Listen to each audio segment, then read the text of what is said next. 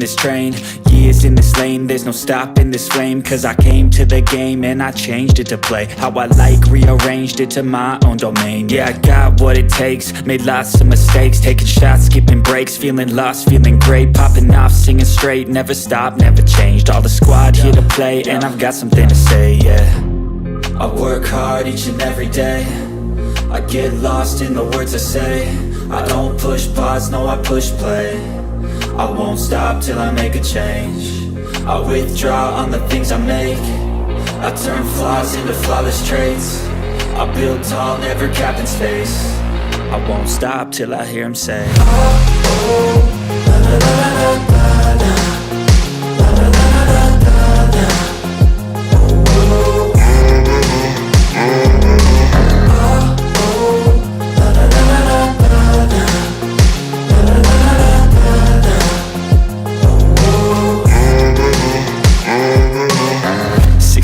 And I'm up again. I got tired eyes, need a cup of blend. That's right, in the AM, that's my only friend. No light, just the sun coming up on the horizon. I lose track of time, yeah, I move fast and climb a new class divine, yeah, true passion shines. And I'm through passing time, I choose stacking dimes. You snooze half the time while I move passing by. I work hard each and every day, I get lost in the words I say. I don't push pause, no I push play. I won't stop till I make a change. I withdraw on the things I make.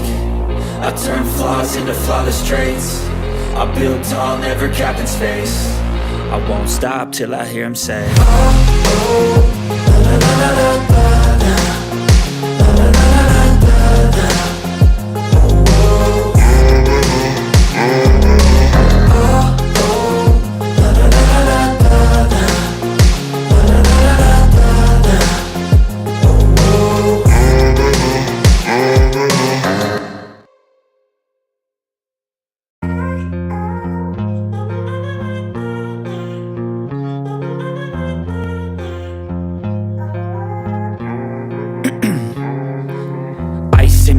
I've been driving this train, years in this lane, there's no stopping this flame. Cause I came to the game and I changed it to play how I like, rearranged it to my own domain. Yeah, I got what it takes, made lots of mistakes, taking shots, skipping breaks, feeling lost, feeling great, popping off, singing straight, never stopped, never changed. All the squad here to play and I've got something to say, yeah.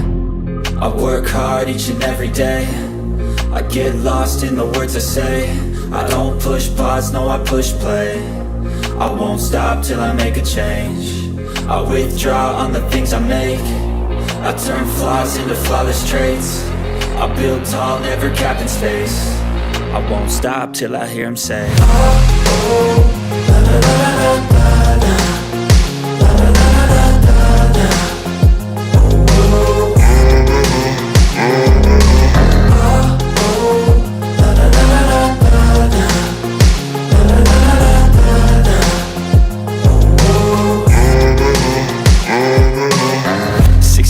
And I'm up again. I got tired eyes, need a cup of blend. That's right, in the AM, that's my only friend. No light, just the sun coming up on the horizon. I lose track of time, yeah, I move fast and climb a new class divine, yeah, true passion shines. And I'm through passing time, I choose stacking dimes. You snooze half the time while I move passing by. I work hard each and every day, I get lost in the words I say. I don't push pause, no I push play. I won't stop till I make a change. I withdraw on the things I make. I turn flaws into flawless traits. I build tall, never capped in space. I won't stop till I hear him say, oh, oh, la, la, la, la, la, la, la, la, la, la, la, la.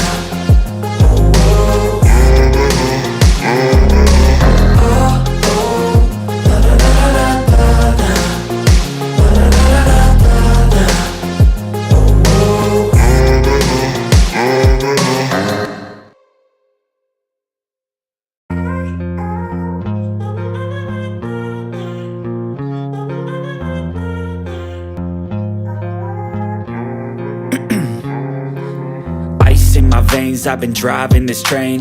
Years in this lane, there's no stopping this flame. Cause I came to the game and I changed it to play how I like, rearranged it to my own domain. Yeah, I got what it takes, made lots of mistakes, taking shots, skipping breaks, feeling lost, feeling great, popping off, singing straight, never stopped, never changed. All the squad here to play, and I've got something to say, yeah. I work hard each and every day, I get lost in the words I say. I don't push pause, no I push play. I won't stop till I make a change. I withdraw on the things I make. I turn flaws into flawless traits. I build tall, never capped in space. I won't stop till I hear him say, oh, oh, la, la, la, la, la, la.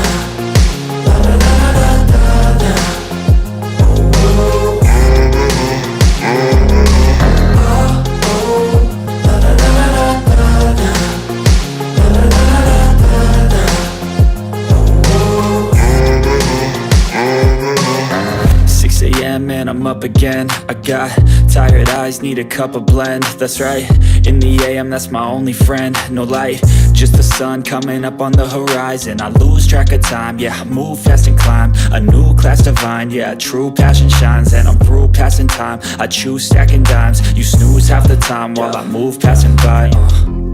I work hard each and every day, I get lost in the words I say. I don't push pause, no I push play. I won't stop till I make a change. I withdraw on the things I make. I turn flaws into flawless traits. I build tall, never capped in space. I won't stop till I hear him say, oh, oh, la, la, la, la, la, la.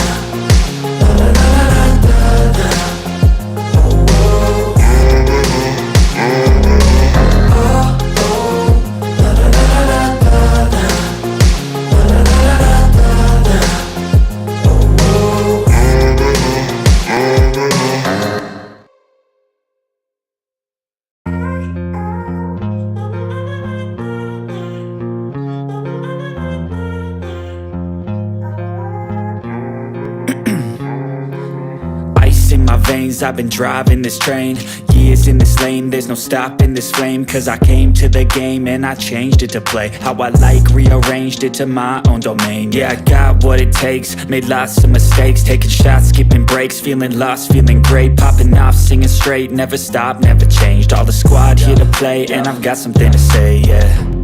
I work hard each and every day, I get lost in the words I say. I don't push pause, no I push play. I won't stop till I make a change. I withdraw on the things I make. I turn flaws into flawless traits. I build tall, never capped in space. I won't stop till I hear him say, oh, oh, la, la, la, la, la, la.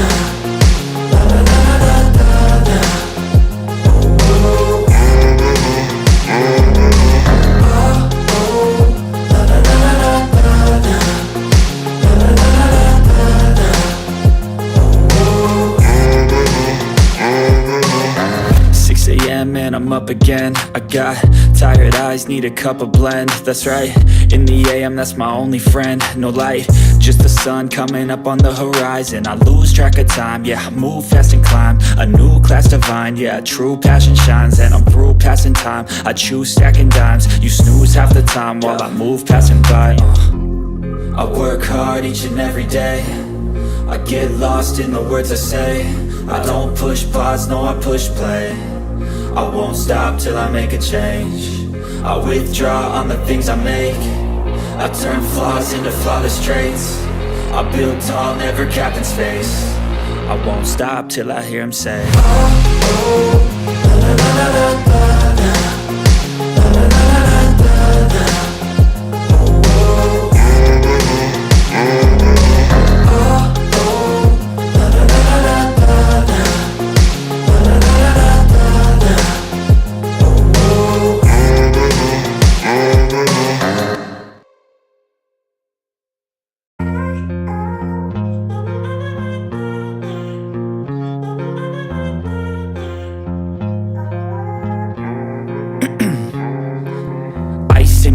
years I've been driving this train, years in this lane, there's no stopping this flame. Cause I came to the game and I changed it to play how I like, rearranged it to my own domain. Yeah, I got what it takes, made lots of mistakes, taking shots, skipping breaks, feeling lost, feeling great, popping off, singing straight, never stopped, never changed. All the squad here to play, and I've got something to say, yeah. I work hard each and every day, I get lost in the words I say. I don't push pause, no I push play. I won't stop till I make a change. I withdraw on the things I make. I turn flaws into flawless traits. I build tall, never capped in space.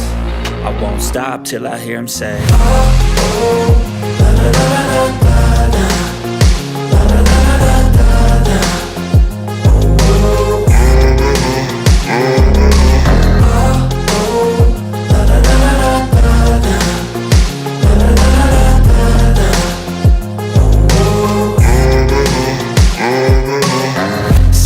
And I'm up again. I got tired eyes, need a cup of blend. That's right, in the AM, that's my only friend. No.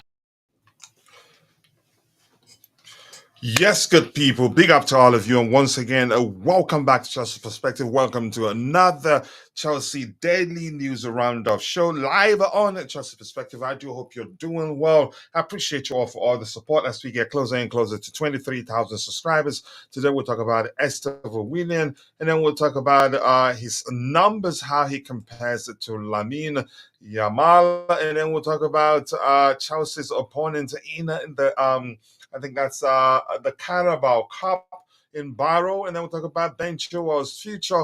Talk about Victor Osimhen firing his agent. We'll talk about the possibility of Chelsea going for him in January. We'll talk about Romeo Lavia, Reece James, Angelo Gabriel. Moving to South Africa, Victor Osimhen once again, and then Cole Palmer. Give me some seconds there. I need to balance something out so it's not everywhere. That's not okay. That's the one I'm looking for. One sec. It should be after. Yeah, that's the perfect place. So, but more importantly, people, I do hope you're all doing well. Thank you once again for finding the time to join me. I appreciate you all. As you all know, we do keep it interactive here. So I'm going to go through the process of saying hello to all of you in the chat. Before we continue, we have entered into a partnership with Matt Balls. He's going to be doing a members only show weekly, strictly for paid members. That doesn't mean we don't value our community members. We value all of you paid and non-paid members, but we have to do something special for our paid members to appreciate them because we want more members to join so that we'll be able to do the monthly giveaway for our students to support them. We have a DJ Jesus, big up to you, brother. I appreciate you finding the time to join the show. And because of you, the moment I saw you, I went ahead and created a command for you. Big up, big up. More likes, people. Keep dropping the likes on the stream. We are 13 minutes into the show, which is 9 likes. We should be doing a lot better than that. Let's get the likes up. Big up to you too, Tebe. Nice to see you, Tebe. I appreciate you finding the time to join the show. And yep, DJ Command is here. The DJ Command is here. Yep. Let me read it once again. I just created it, but I need to create a lot more commands for the community members. But I will take time to do that. It reads DJ Sov CFC Blues is in the house, so let the grooving start. Yep, I like that one. And Tabejo, yes, it's in the house. I've said hello to you. Please go check out Tabejo's YouTube channel. Be sure to let him know I sent you.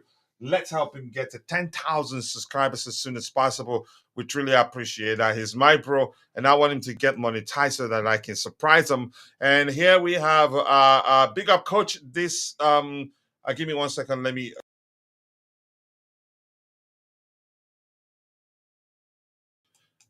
We have this one here that reads, a big up coach. This Osimhen saga is mind-blowing to me. It's a complete travesty in the camp. I mean, in the what? In the camp? Maybe within the Chelsea community, but I don't think it affects our if you say camp, my understanding of it is that you're talking about our dressing room, but I'd say that's not the case in my opinion. Please kindly share the link. Yep, I want it to be a quick one, but if I have the panelists join, usually I oblige and let the show flow naturally. I don't want it to extend too much. But that's, by the way, people, thank you to all of you. We have a total of 43 people watching, 19 on YouTube, the rest on the X. And if you're following the show on X, kindly drop a like on the X video, share the video to help us reach more people. And if you don't mind, please follow our X account to help us reach 5,000 subscribers as soon as possible. Follow us on X, would really appreciate that. And for YouTube, help us reach 23,000 subscribers as soon as possible. We're getting closer and closer to that number.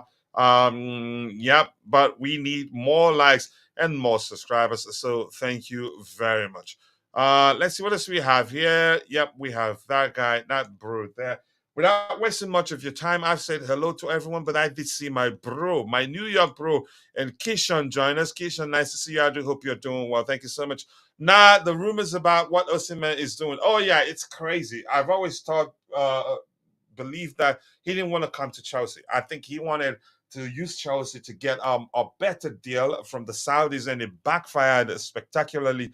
Chances are the idea to you can say play hard balls with the clubs interested in signing him might have been that of his agent, but we'll get to that in a bit. Given that he's fired him, that's how I'd like to put it. But keep dropping the likes on the stream, people. The likes do go along. We sincerely do appreciate you all. Without wasting much of the time, we'll start addressing the items we have lined up. But before we go ahead, it's important that I talk to Tebejo and find out how he's doing. Tebejo, how are you doing, bro? I hope you're doing well. Thank you so much for joining us. Yeah, thank you, Coach. How are you? I can't complain, man. I can't complain. Thank you so much for uh, joining me on the panel. I sincerely do appreciate that. Yeah, you're welcome. Go ahead. Were you saying something? Sorry. Okay. Without wasting much of your time, the first report is from the transfer guru himself, Fabrizio Romano, and the report reads: Cole Palmer has withdrawn from the England squad. Chelsea confirmed. Cole will spend the rest of the international break at Cobham. It looks like something has happened to him. I don't know. Tebel, is this something you are acquainted with? Can you please educate us if that's the case? Yeah, it seems like after the Palace game, he was not feeling well. As you see, he was limping after that game. So maybe just making sure they don't play him while he's not 100% fit, which is a good thing. Don't play players when they are not 100% fit. So hopefully it's not a bad thing. Yeah, here's why I wasn't too sure, because he was pictured. Playing. You could say during one of England's training sessions, and he looked good. So maybe he isn't fully fit, and then so the club and the English coach decided to just give him a break. I think it's a good thing. The same thing with Wesley Fofana. After being called up for the French national team assignment, he was also released from the list, which is good for us. He needs time. He hasn't recovered fully. We don't want the Sham to do the same thing he did with N'Golo Kante, that in this case, at the time, the slightest he recovers from an injury, he calls him into the fold, brings him on into the fold, and then he gets injured again. So I'm glad maybe we have a good understanding with the French national team. So let's move on to the next item here, which talks about Victor Osimhen report, which reads that Victor Osimhen has parted ways with his agent Roberto Calenda after failing to secure a move to either Al Ahly or Chelsea. The Nigerian striker personally negotiated his loan move to Galatasaray with the help of his intermediary George Gadi. This has become some drama of it of the highest level. I'm going to say this, and that's my opinion. A lot of people did disagree with me when I posted that on X. The truth remains with me. I don't think he wanted. He was serious about joining Chelsea.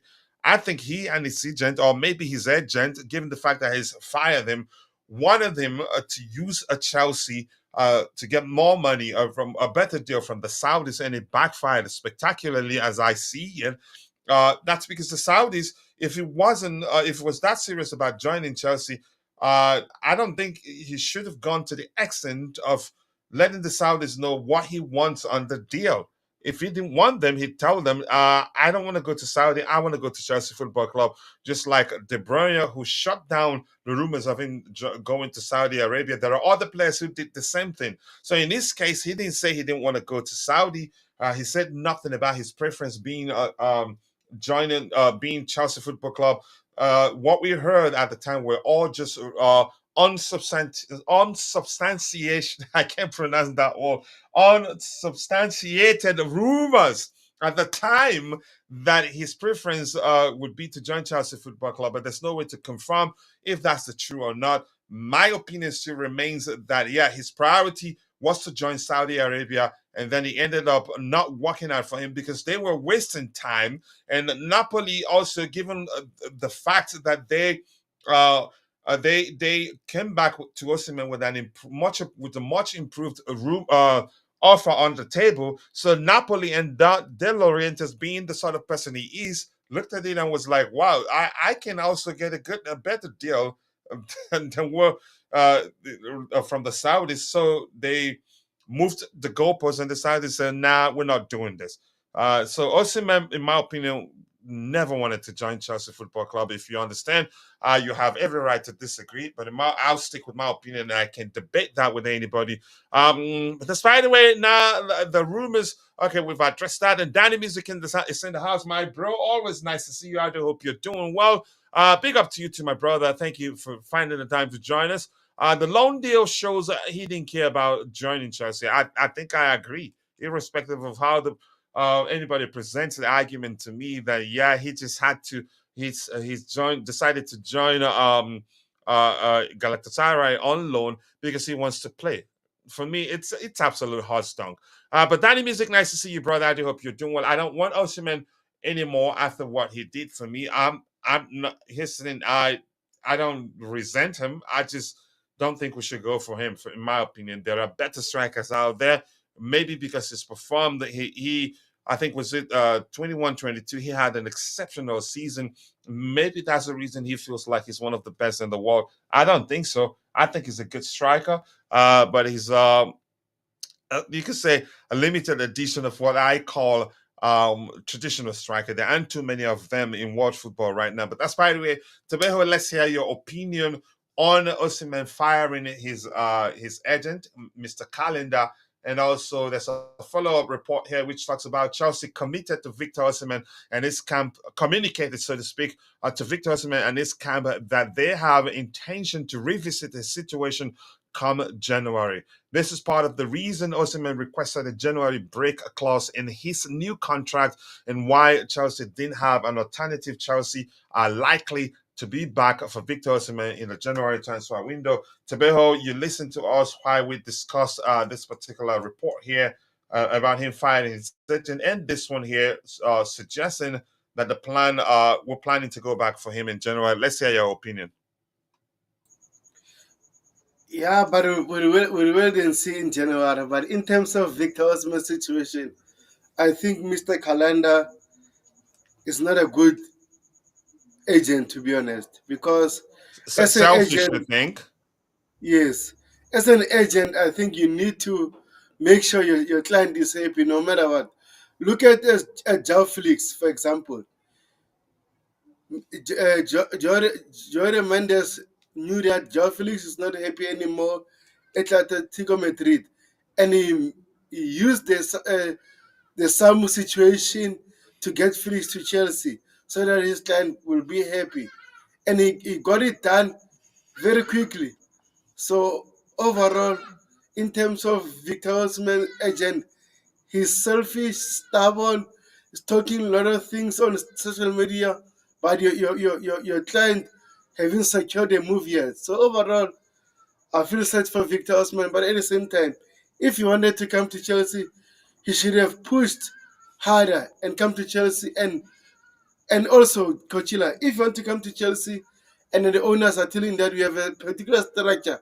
You need to respect it. For example, Felix reduced his money to come to Chelsea. How many players at Barcelona reduced their wages to join Barcelona due to their financial situation? Many players. But now Victor Osimhen doesn't want to do that. And it's a temporary thing. If you qualify for the Champions League next season, he'll get a pay rise. So at the end of the day, I'm tired about this saga and I'm glad it ended. I know it ended in tears, but overall, it's not a Chelsea and I don't want him anymore, to be honest. Yeah, and I'm finding it difficult to believe the report that the plan is to go back to for him in January. I don't believe that for 1 second. I think we should move on for him. If it were up to me, I'd say yeah, we should move on to him. Look at Gyökeres. For me, in my opinion, you could argue is a more rounded player than Victor Osimhen is. I'm not saying by any stretch of imagination saying that Victor Osimhen is a bad player. I know he's a good player, and I've always told people again. I've always presented my argument with regards to whether I believe Chelsea should sign him or not. From a perspective that makes it easier for a lot of people to understand my point. I'm not saying he's a bad player, and I've always told people that if Mourinho, if he was a manager, I'd say get him because he likes to work with stereotypical number nines, and Osimhen is one. As much as I think he's a good player, I think he lacks, with regards to his ability to drop the participate in the play or become a creator when needed, and not always be the point man or target man, whatever language you want to use. But that's by the way, we move on from Victor Osimhen. My opinion is this: I do not want my club to go back for him in January. I want us to move on from him, and that's deep down how I feel. In all honesty, I'm not going to sugarcoat it. And I'm not saying he's a bad player because people are quick to people are quick to what's the language I'm looking for, to jump to the conclusion that you're saying that it's Osimhen is a bad player. For no, I'm just concerned about with regards to his profile not being a good fit for the manager's preferred approach, a more liquid approach or more fluid approach. He's a fine number nine, but in terms of his overall ball playing ability, I don't trust him to be a good fit for Enzo Maresca. But if the manager believes if we sign him, he's going to make it work, then who am I to blow against the wind? But that's by the way. Let's move on to the next item we have lined up. Keep dropping the likes on the stream. The likes do go a long way. Angelo Gabriel is a player I love so much. I've had people try to compare him to the former Leeds United player who currently plays for Barcelona, FC Barcelona in Rafinha. I think he's a better player than Rafinha. He has a lot more to his game than Rafinha. And again, I have to put out this disclaimer out there. That is just my opinion. But the truth remains, he's a fine creator. He has good vision, good passing range into what this again the sort of artistry maybe that attracts me to football. The 1-2 well calculated 1-2 is into it, and he's a fine finisher on his day. But unfortunately, it is what it is. I wouldn't want him to stay at Chelsea if he's not going to play week in week out to continue development. And he's just 17. Correct me if I'm wrong. He needs to be playing. I'm not gonna, out of selfishness for my love for him, or because I want to see him represent play for Chelsea Football Club, preach for the club to keep him when he wouldn't play. And I've seen some people arguing and saying it's disgusting that we've decided to sell him to a Saudi Arabia club. Let's get one thing straight first. Um, we cannot force him to join a club that he doesn't want to join. He's gone to Al Ali. Is it Al Nassr?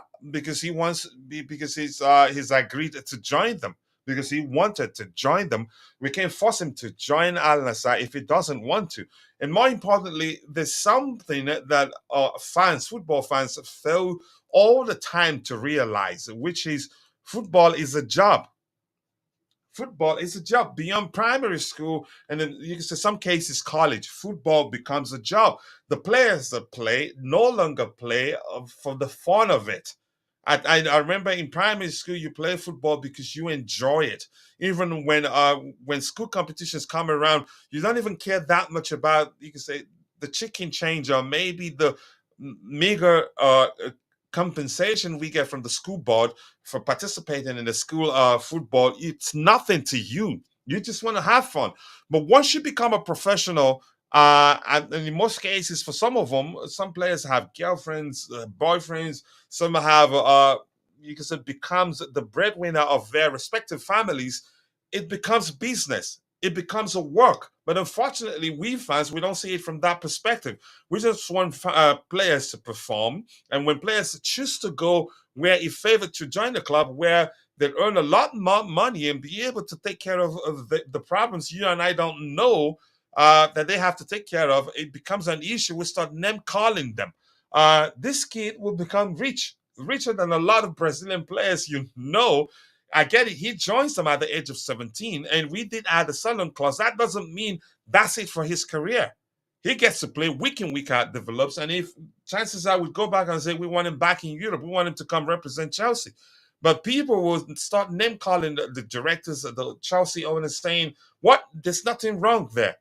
The kid is going to play in Saudi Arabia, a league that's been, because a lot of good players have joined the league. Some of the biggest names in world football have also joined the league, and they're starting to look at young players. Some of the up and coming young talents that have also joined the league.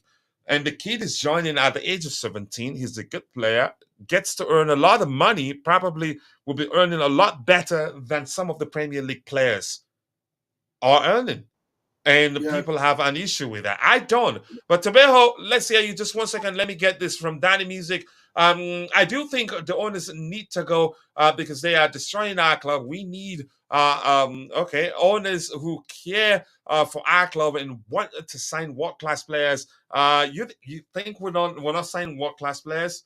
Okay, it's your opinion, and you're entitled to have an opinion. But that's by the way, Coach. Thank you for putting me. Yeah, you're an OG here, so you deserve to be a mod.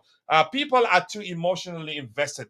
That's actually the most correct comment, the most appropriate comment I've seen today in the chat with regards to how people say show their disapproval of certain players being sold or moving to Saudi Arabia. It doesn't freaking matter. If the kid doesn't want to go, yeah, he'd still be at Chelsea.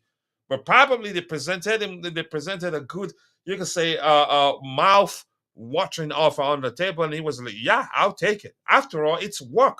And in our daily lives, I'm quite sure a lot of us would almost always go for a job that would pay us a lot more than the alternate job.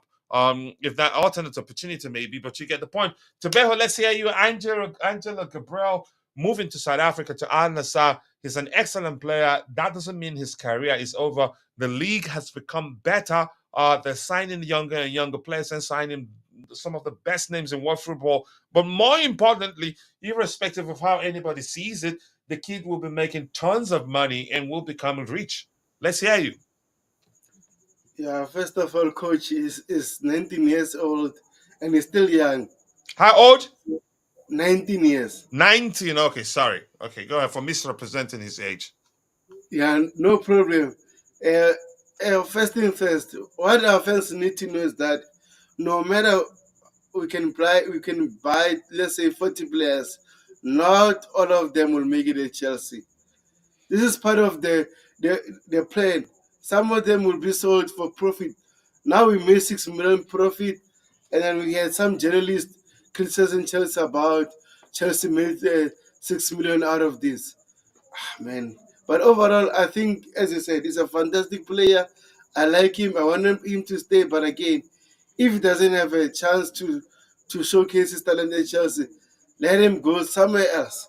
No matter it's China, Saudi Arabia, Germany, I don't care. As long as the kid showcases talent and his family is getting fed. So I'll be watching El Nasa from now on because of this player. Because I think he's a good player. He showed his He case is. as Strasbourg. Unfortunately, he got last minute injury, so he couldn't play anymore. So overall, I'm here for him that he'll play in the first team rather than ship out in the development squad at Chelsea. So, coach, what is your take about Martin Ziegler issue with Chelsea about Chelsea getting 6 million profit on this kid? it just doesn't make any sort of sense. I actually didn't want to address that, but since you brought it up, here's the thing: Ziegler for me. I don't want to name call him, but I think it just doesn't make sense. His argument doesn't make any sort of sense. It's profit, and yeah, it's business. First of all, you go into business to make profit. You get my point. We signed Angelo, and we liked him, but we have what's his name, Messinho in Estevao Willian. I don't think Angelo measures him. I think Estevao Willian is a much better player, and we're not going to be sentimental with regards to the future of Angelo Gabriel and keep him because we signed him. We've all, at one point or the other in our life or other in our life, purchased something, then decided we're better off with the other product and go for that product. It's that simple. And then you find a way to do away with the one you don't want. It's really that simple. I honestly hate, you could say, even trying to argue with anybody that thinks, yeah, it's a problem that we signed him and we've decided and then eventually decide to move him on for one reason or whatsoever the reason is. It just doesn't, for me, it's not your freaking business. And overall, it is business. These things happen. We don't have to be sentimental about it. If we keep him, he doesn't have a future at the club. Maybe let's assume we've been keeping, we decide to keep players based on the fan base's sentimentality. We'd have a lot of players that, again, when you see them on the pitch, you'll be asking, why do we have all these players on the pitch and not good enough for Chelsea? Well, Chelsea Football Club will always try to sign the best players in world football. And if we get in a player who's better than a player we already have, we'd have no option than to move on to the player we already have and accommodate the new player who's much better and will help us achieve a lot. But sentiment is our thing, Chelsea fans. So for me, I don't care what Ziegler thinks. He can shove it up or shove it up from his behind. Honestly, I don't care. But Keisha, nice to see you. I do hope you're doing well. And greetings to you all. And that's our bro Siaka, South Africa supporters. I'd like to know the player right back who got a muscle injury on Saturday. Malo Gusto probably not going to be ready. Maybe, I don't know. Even if it's not ready, I'd play Kukuroya in the right back position and play Renato Viega in the left back position, and we'll be all right. And Kukurea has played on the right hand side before. Hello to you too, anybody. And Rain is in the house. Rain, I appreciate you finding the time to join the show this particular morning. Not morning, sorry, afternoon. I do hope you're doing well. What else do we have? Rain, thank you so much. We have big up to you too. R.I.P. Solbamba. Yeah, quite an unfortunate incident. I was shocked when I heard that. Thank you for saying that. He died on the 34th of August. Died at the tender age of 39 because his cause of death was cancer, whereas managing a Turkish second division side. I can't pronounce that name. Let me just stick with Turkish division side. He was an excellent player. Also, RP to Sven Goran Eriksson, former England manager. Thank you so much for that, Mabas 05. Rain, we'll get to that in a bit. Just be patient. Newcastle United, let's see. This is Newcastle United bought Yankuba Mintek for 8 million euros in 2023 and sold him to Brighton for 35 million. Liverpool signed Sepp van der Berg for 1.9 million euros and sold him to Brentford for 23 million without anybody saying anything. It's Chelsea, and once it's Chelsea, it becomes an issue. Good point right there. You heard him, Rain. No, Rain isn't spamming. He will become a moderator soon. There's a date. You know I love you, Rain. No, you're not here longer than him. I have to be honest with you, Rain. Let's see what else we have. Keep dropping the likes on the stream, people. The likes do go a long way. And if you're a moderator, please behave responsibly. Lead by example. Let's see. Reason why we let Angela go, it's because Estevao Willian is coming to Chelsea in the summer of 2025, means a no game time for Angela. So it was a good decision. And plus, the kid would become rich. Yeah, you can say he's working for a better an organization. Let me just stick with that, where he's going to get paid a lot more than a lot of people in the Premier League. Um, let's see what else we have. Keep dropping. The likes on the stream, people. The likes do go a long way. Okay. No fight there. No fight. Just one love to all of you. Um,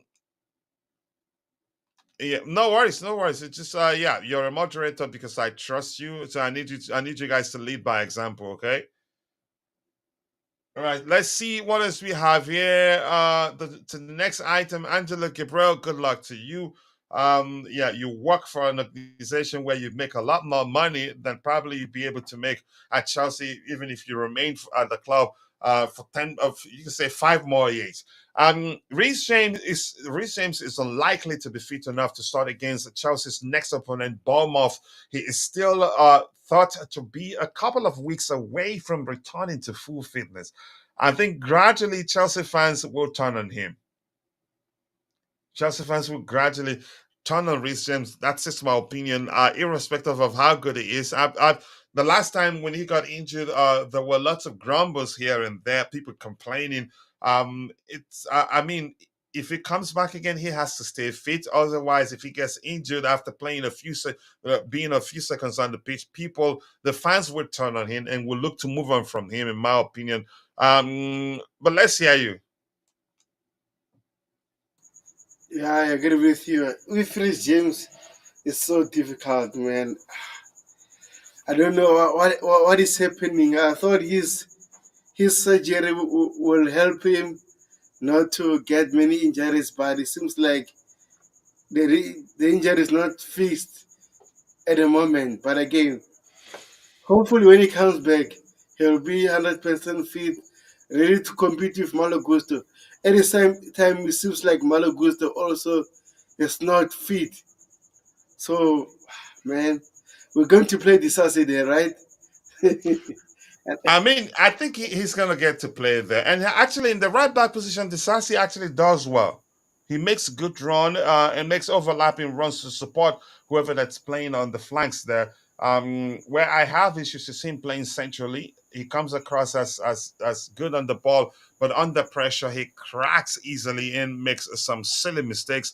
Yeah, Disasi probably will get a chance to play there, or maybe But, the manager would just bring on move what's his name, Marco Correa to the right hand side and move and while Renato Vega starts on the left hand side. But chances are we'd see what's his name. Chances are Malo Gusto recovers before that game. I don't know because yeah. but personally, coach, you know, I would rather play Wesley Fofana as a left back slash right center back, and then Michael Corella invade with in the midfielder.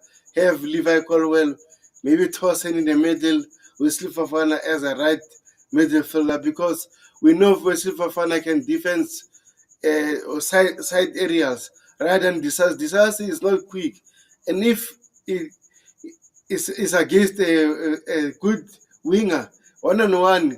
Oh my gosh, it's gonna be cooked, but we'll see. Yeah, we'll see indeed. And in all honesty, talking about Tosin, I think that back line, our defensive line, need a Tosin.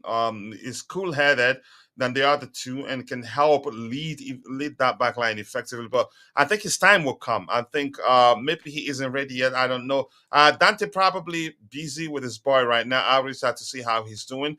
Tobago, I agree with you about Newcastle selling Minter to Brighton, despite the fact that he never played for Newcastle United. And look how much they sold him for. Yep. EM. Okay. I should try Casado. Enzo Maresca should try Casado as inverted right back. I think he's going to do that. He tried it towards the end of our last game, but Casado is still not up to par. And again with his teammate, I think he's not at the same wavelength yet. As Bobby mentioned the other time, we discussed about him. I think it takes him a while. You could say to reach the measure he should be in terms of being fully fit. Excited to see Sancho. I'm excited too. I think he would do well for us. Probably will finish the season as one of our best players. He's an excellent dribbler, and he doesn't just dribble unnecessarily. And for me, with Sancho in our squad, we have an excellent solution when we play against teams that defend deep. Yep. Let's see what else we have here. What else we have here? Keep dropping the likes on the stream, people. The likes to go along with Sancho will be a beast for us, unlike Mudryk. Probably will do well better than Mudryk, but Mudryk still has a place. I think if we really want to beat, you could say, carve open the defensive block of low teams that defend deep, Sancho is our man. When we have space, then we need a passier winger. Then Mihailo Mudryk would be the man, in my opinion. I don't rate Mudryk at all. You have every right not to. A lot of people don't, but I think he will come good. Sami Telecom Nigeria says that those who doesn't see Jackson as a good player and a striker has no eyes to see good things, and he's going to be one of the best in the world with time. The argument mainly at the time, especially from somebody like Tabeho and I, wasn't that Jackson isn't a good player, but we do need a more again a number 9 who's that leans, you can say, more of a traditional number 9 than a hybrid number 9, so that we can mix things up, if that makes sense. And Siaka South Africa is saying, I cannot believe Chelsea Football Club extended Jackson's contract after he consistently missing goals. Yes, Stin, I don't have anything about him getting a pay rise. That's a good thing. I just didn't like the fact that I just didn't like the fact that we're extending his contract. I think a pay rise alone would have been enough. That's just my opinion anyway. I think the length of his contract already, for me, I fear could turn out to be again a problem, or to turn out to be problematic for us in the future, should they decide to move him on for one reason or another, because that's a possibility. Let's see, Coach Antobejo, if Chelsea sign a striker January, do you see? Yeah, Jackson has a place. Jackson can play on the flanks, and we can play 2 strikers, one being a traditional number 9 and one being a hybrid striker. Yeah, it Coach, happens. my issue with Nicholas Jackson Hmm. is that it doesn't have competition. Gugi for him is not a competition, so that means he'll play every game. Maybe let's say our important games, and even though it doesn't do well, we'll play the next game. That's the issue I'm having.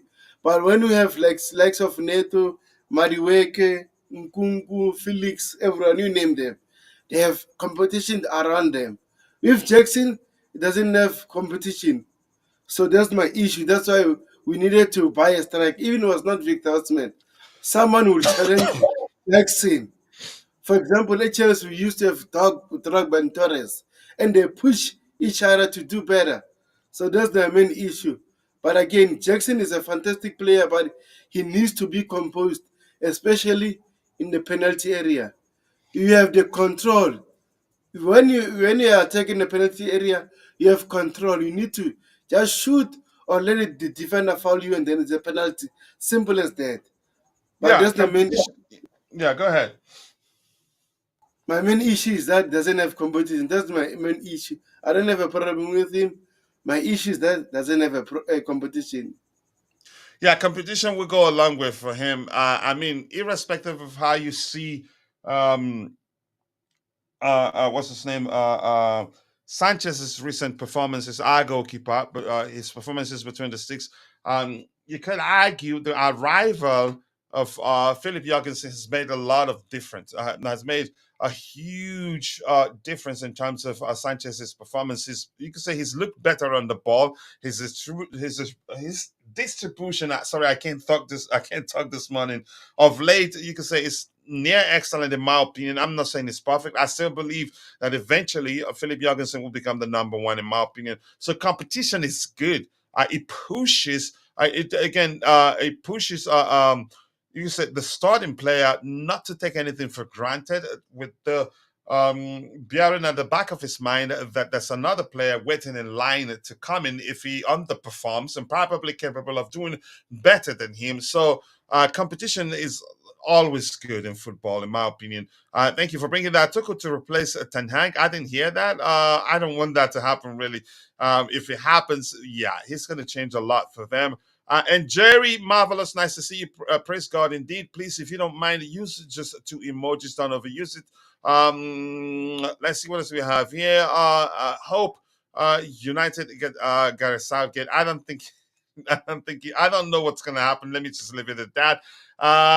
Let's see what else you have here. Keep dropping the likes on the stream, people. The likes to go a long way. Before Man United were a banter club, it was a Chelsea for a year. But before that, it was Arsenal under Mikel Arteta. Arsenal, for me, they're still a banter club. Look how many times they've bottled the league, and it doesn't. I'm gonna say I can't predict where they'd finish this time. I'll give it, let's say, about 6 games into the season, and I'll be able to tell you, I'll give you my opinion on where I believe they'd finish. Nice to see you all. Okay, anything else? Any update today? We're on it, Jerry. Lots of updates, so stay and don't go anywhere. No, he's talking to a machine, so he didn't know Nightbot is a machine. So I hope they're not fighting. Let's see. Anything else? I'm gonna scroll to the very bottom, and then I'll try to get your subsequent contributions in the chat. Let's see anything else. United sacked. No, they haven't. They haven't. Uh, they haven't. Jerry has said in Jesus' name in the chat. I don't know. It looks like you're a pastor. Chelsea used to have Giroud who helped Abraham push up. OMG, if Jackson had Giroud around him, he would have been good for Chelsea. I think I agree. And Pastor Daniel Assam is saying, greetings to you too. I do hope you're doing well. Thank you for joining us. Don't know. Okay, you're having a good conversation. And Willie Bro is saying, as long as Jackson is alone as our main, let me see that. As our main striker, he would not improve. He needs someone who is going to be a threat to his position. Simple psychology, and it does make sense. It does make sense. Praise God. Thank you for that. I appreciate you saying that. Okay, the Manchester United case is not of our concern. So we'll move on to the next item. Reece James better get it together. I'm not sure. I don't blame him because he's not. You can say it's not his fault that he gets injured every now and then. Hopefully, he finds a permanent solution to it. Otherwise, Chelsea fans would turn on him. That's just my opinion. Romeo Lavia is due to start training again with a view to being fit for the Bournemouth game. I think he'd be. I believe that. And that's because we were told that it wasn't anything serious. And we were just being ultra cautious not to what's the language I'm looking for? Not to make it worse. Let me just use a much simpler language since I can't remember one word language and I wanted to use. So I'm hopeful. I want to see him on today. If he plays, we're certainly winning the game. He's an excellent footballer. Reached the game very well. Has excellent passing range. Of all the midfielders we have currently, he's the most capable at beating the press. Better than all others. So hopefully he'd be fit enough. Tabeho, you have anything to add to that, or should we move on? Yeah, I agree with you, coach. You see the difference between him playing against Manchester City and other games that we had. Mm-hmm. You see the difference. But overall, like you said, hopefully it's not a big issue. He'll be fit again. And we need to manage his minutes so that he doesn't get many injuries again, just like last season. Yeah, I do agree with you. Romeo Lavia is an excellent player. A lot of people gave up on him before he got the chance to play for us. But I think with the preseason games he played and also that game against Manchester City, a lot of people learned the hard way that, yeah, he's actually one of our most important midfielders currently because he can play centrally as the lone six and still execute the role effectively. More importantly, he reads the game very well, which for me is the more important, you can say, skill you have to fulfill the lone six role. And I'm happy we'll have him. And hopefully we'll find a way to get him to stay fit. fit to recover fully and stay fit. This is saying Chelsea hope Malo Gusto will not be out for long with the hamstring injury he suffered against Crystal Palace. But I think definitely he's going to miss the Bournemouth game. I think, but the Frenchman could miss the first game back after the international break against Bournemouth. I don't have too many concerns with regards to our fullbacks. If you now that he's out, I think Kukurea can come to the right hand side while Renato Vega starts on the left. Even Levi Kowa can fulfill the left back role. I think you have multiple players who can actually fulfill the full back roles. But Tebeho, you have anything to add to that? I agree with you. For example, that's why Disasi can play there. The Sassi actually I missed. Yeah, go ahead. Marco Corella can play there. Can play as a right back, but mostly pushing the midfielder to form a 3-2 system. So no need to worry about it. Just get these players fit. Don't rush them. In terms of defense, I think we are okay. We just need them to be solid and focused. That's it. Yeah, I do agree with you. We have a total of 87 people watching, 45 of those on YouTube, the rest on X. If you're following the show, if you haven't, please do take a second to like the video on X, share, and also follow our X account to help us get 5,000 followers. On YouTube, please kindly take a second. 43 people currently watching the show. You don't have to participate. If for one reason or the other, you're not able to join the conversation in the chat, we understand, but please kindly do us one favor, one tiny bitty favor, which is to take a second, drop a like on the video, and also do subscribe to our channel if you haven't, as we get closer and closer to 23,000 subscribers. Currently we're at 22,892 subscribers. We're getting there, and you can help us get there. Please keep liking the video. Malo Gusto, I hope he comes back very soon. He's an important player to us. And we have Chelsea are open, another report by Vince quoting Matt Law. Chelsea are open to sending Ben Chilwell on loan to Turkey, with a left back facing at least 4 months in the football wilderness if he stays at Stamford Bridge. Because the manager, he's made it clear that if you've been told to find a club, if you're not in the main squad, you're not going to get any minutes at all. So I think the England international, I think it'd be better off pushing to find a move. I think if he reaches out to Jose Mourinho, he wouldn't mind bringing him to Turkey. He gets to play at least. Even he doesn't have to play week in, week out, but at least he gets to play. I don't know whether he's seriously looking for an exit strategy. I don't know, honestly. But I hope he finds somewhere else to play. And I like how he's handled himself. He hasn't complained. He hasn't said much in the media because he understands that's how football works. If you're surplus to requirement, you're surplus to requirement, and it's really that simple. Even Tobago agrees with me that Manchester United is the banter club of Premier League. Currently, they are.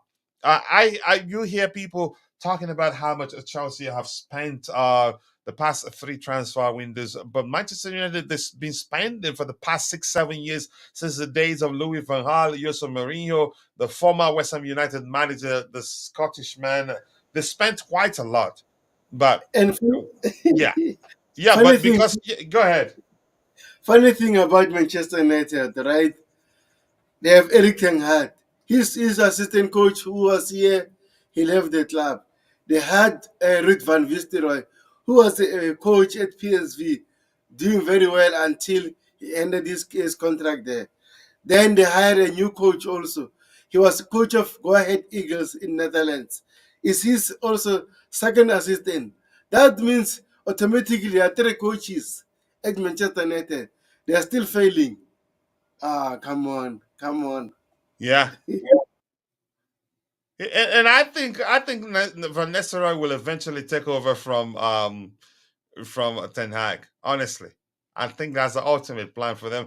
But I'm just speculating anyway. Lavia is a good player. The way he assists and his long balls, long passes are good. He's an excellent player with excellent passing range. Reads the game very well, which is vital to anybody who fulfills the number 6 role. And he puts in good tackle too. Yeah. Anything else? Saying it's been 11 years since Manchester United won the league, and 16 years since they last won the Champions League, and they've been spending money after season, season after season. The moment they switch managers, they will spend a lot more.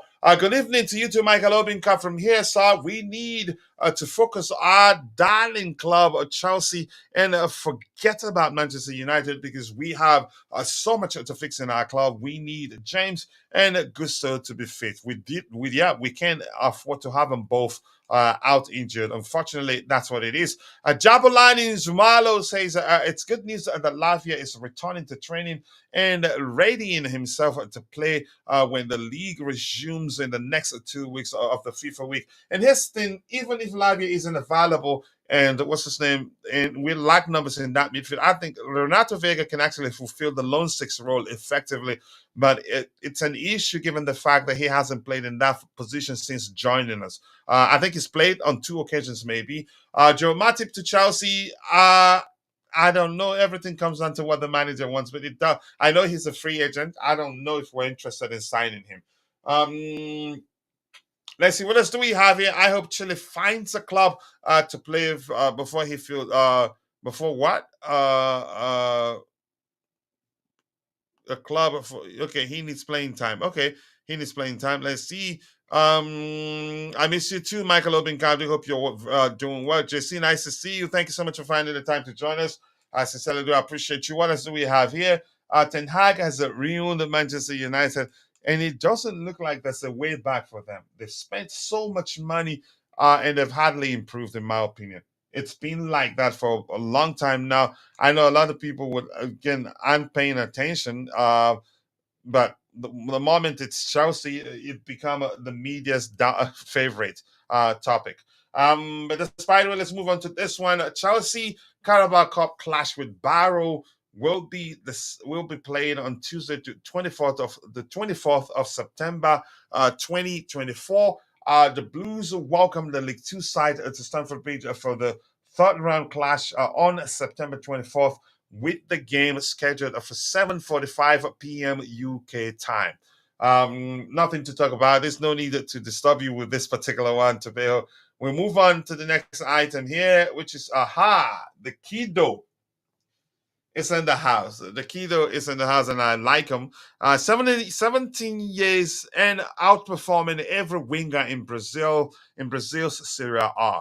What a talent. I don't know how we were able to convince him to join us. At the time, you could argue we were lucky that Barca, with the financial situation at the time, weren't able to afford him. And even there were delays that at the time I was also concerned that delays could lead to Barca coming back for him.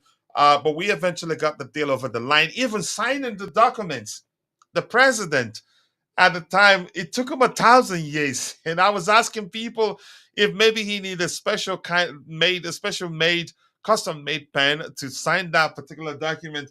You could argue that the Palmeiras president at the time knew exactly what he was doing. He was waiting to see if other clubs would come in, and put, you can say, with then and then he'd have you can say, bidding war, which will lead to them making a lot more money from the sale of the player. And I think, in my opinion, he's a better player than what's the kid that joined Barcelona, that joined Real Madrid.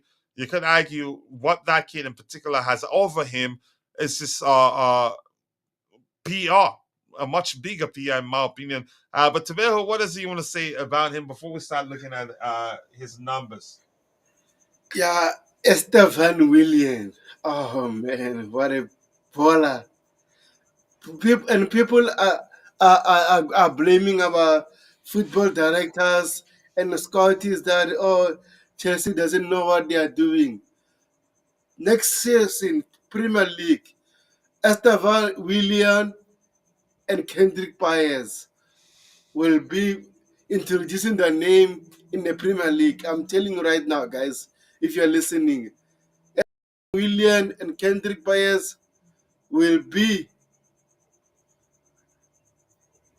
introducing themselves to the Premier League. I've been watching Palmeiras games, especially when I was working night shift. Oh man, What a player, Estevao Willian. What a player, Coachella. We've signed a gem here.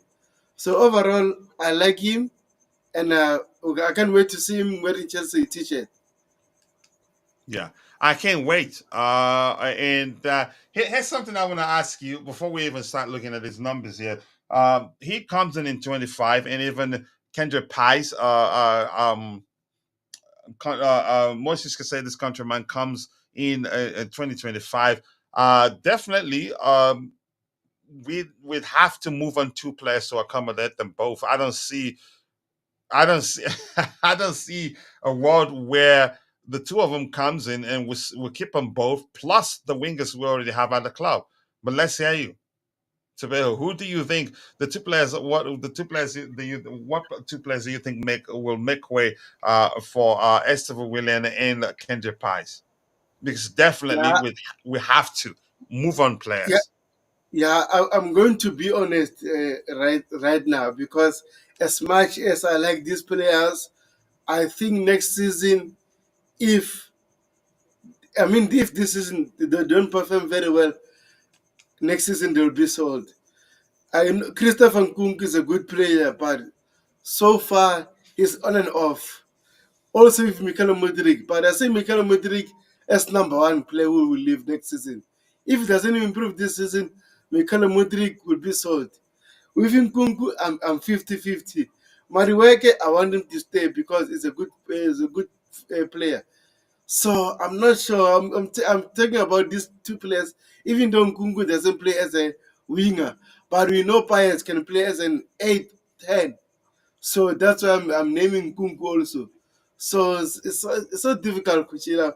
I'm not sure from your side who would you pick? To leave. As much as I like Mudrik, I think probably he'd be one of those to leave if it doesn't improve this season. Nani Modica also could end up on the chopping board. That's just my opinion. It's a possibility he'd have to end the season as one of the best players in the Premier League for him to be untouchable. Yeah, for me, Palmer untouchable. We know. Jadon Sancho, I think he will blow a lot of people out of the water with his performances. He's an excellent player, well equipped, and well suited for the manager's approach. I think he stays. It's difficult to say, really, but I'd say for certain, if probably Mihailo Mudrik, maybe his journey out of the club will start by him leaving on loan. That's because the price would be asking. I don't see any club measuring that. So we would end up start loaning him out and making some money out of that. And then at one point we'll agree to you say to a lower fee to move him on from the club, in my opinion. It's difficult to say, but let's see what happens. Jesse is saying that once Esteva comes back, who gets flipped? Sancho, Nani. I think Sancho probably will still be here. Nani and Mudrik maybe. But let's not worry about that right now. But let me be honest here. My opinion on whether Nani gets moved again, my what I've just said about Nani, whether he moves on or remains at the club, is strictly my opinion. I'm not certain of that. You never know. He may well end up emerging as one of the best players in the Premier League, and the manager looks at it and said, "No way, I'm letting this guy leave alone." Then yeah, someone else has to move on. Yeah, and Mudryk will be on the list. Nani Madueke on the list. Palmer will never be on that list. You could argue we may well need to move on just one player. That's because Raheem Sterling he's left the club. Will eventually leave the club. He hasn't left. He's on loan at Arsenal. Estevao will walk straight into this team. I think I agree. No question. Even if he struggles for 15 games in a row, we'll continue playing him because we've seen what he's capable of doing. With the club will charge the manager to find a way to make it work. We need an experienced manager to coach these boys and develop them. I think Maresca will do well with them, in my opinion. Please like, comment, and share. Let's get the likes up. We're stuck at 26 likes. We should be doing a lot better. We have a total of 94 people following the show, 47 on YouTube, the rest on X. Mudrik Sancho will be shipped if they come today, but 1 year is a long time. They can prove their worth. Yeah. and then make it difficult for the club to move any of them on. Buys Estevao Osimhen for Chelsea in January will transform Chelsea into a real mean machine. Leave Osimhen Victor still to Osimhen Chelsea? alone. I don't think so. Go ahead, Tabel, if you're saying something. Yeah, I'm saying leave Victor Osimhen alone. If he wanted to come to Chelsea, he should have accepted what was offered. Because clearly, like all the journalists are explaining that Chelsea offered him a low wage, but if he perform a particular objectives, he'll get a pay rise or bonuses. So clearly did he want to come with Chelsea. So be it. Let's move on. Please. Yeah. Yeah, yeah. Honestly, Sancho is a good dribbler. He likes space, but he's thin. I think he everything else for me makes him an excellent player. And if he can maximize his skill set, for me, the lack of pace won't be an issue. The manager has openly said how Sancho's overall profile aligns with the sort of wingers he wants, if that makes sense. So he wants at the club. So I think he has a chance. But I get you did make an excellent point there. Mudrik should be loaned out next. If that is, it depends on how he finishes the season. If he finishes well, then the process of moving he will stay. But if he performs badly, the process of moving him on will start with a loan, because I don't see any club paying anything close to what we paid for him, and it doesn't look like our new owners. They're not into flipping players without a profit. They'd have to make some measure of profit before deciding to sell a player. Let's see. Keep dropping the likes on the stream, people. The likes that do go a long way. I'm going to scroll to the very bottom. We'll move to the next topic, and then I'll try to get your subsequent contributions in the chat. As much as I like to interact with you, I just cannot get everything you have in the chat, if that makes sense. So let's look at his numbers here. We'll get closer. We read these 17-year-old, 17 years and outperforming every winger in Brazil's Serie A. And the second paragraph reads, give me one second here. The second paragraph reads, and he gets better every damn game. I don't think anyone will question if it's actually a generational talent. I have an issue with that part. As much as I think he's a good player, I'm not one of those that calls a player, a young player at this age, a generational talent. For me, my understanding of the term generational talent, you'd have to emerge within a certain generation, emerge onto the scenes, do well. You can say outperform a lot of players in that particular, with again that generational range. Then yeah, for me it'd be right to call it a generational talent, but it's a term that people throw around recklessly, in my opinion, or carelessly. But I think he's a talent. I think he's capable of proving that he's a generational talent. I think he's probably one of the best up and coming talents in world football. But I wouldn't go to the extent of saying he's a generational talent. He needs to prove that he's one before you can call him one. You can say on a much bigger stage than the Brazilian Serie A. That I know he's capable of doing that, but I just don't buy into the idea of calling him a international talent right now. That is just my opinion. Tabel, if I have anything to add to that, you go ahead before I move on.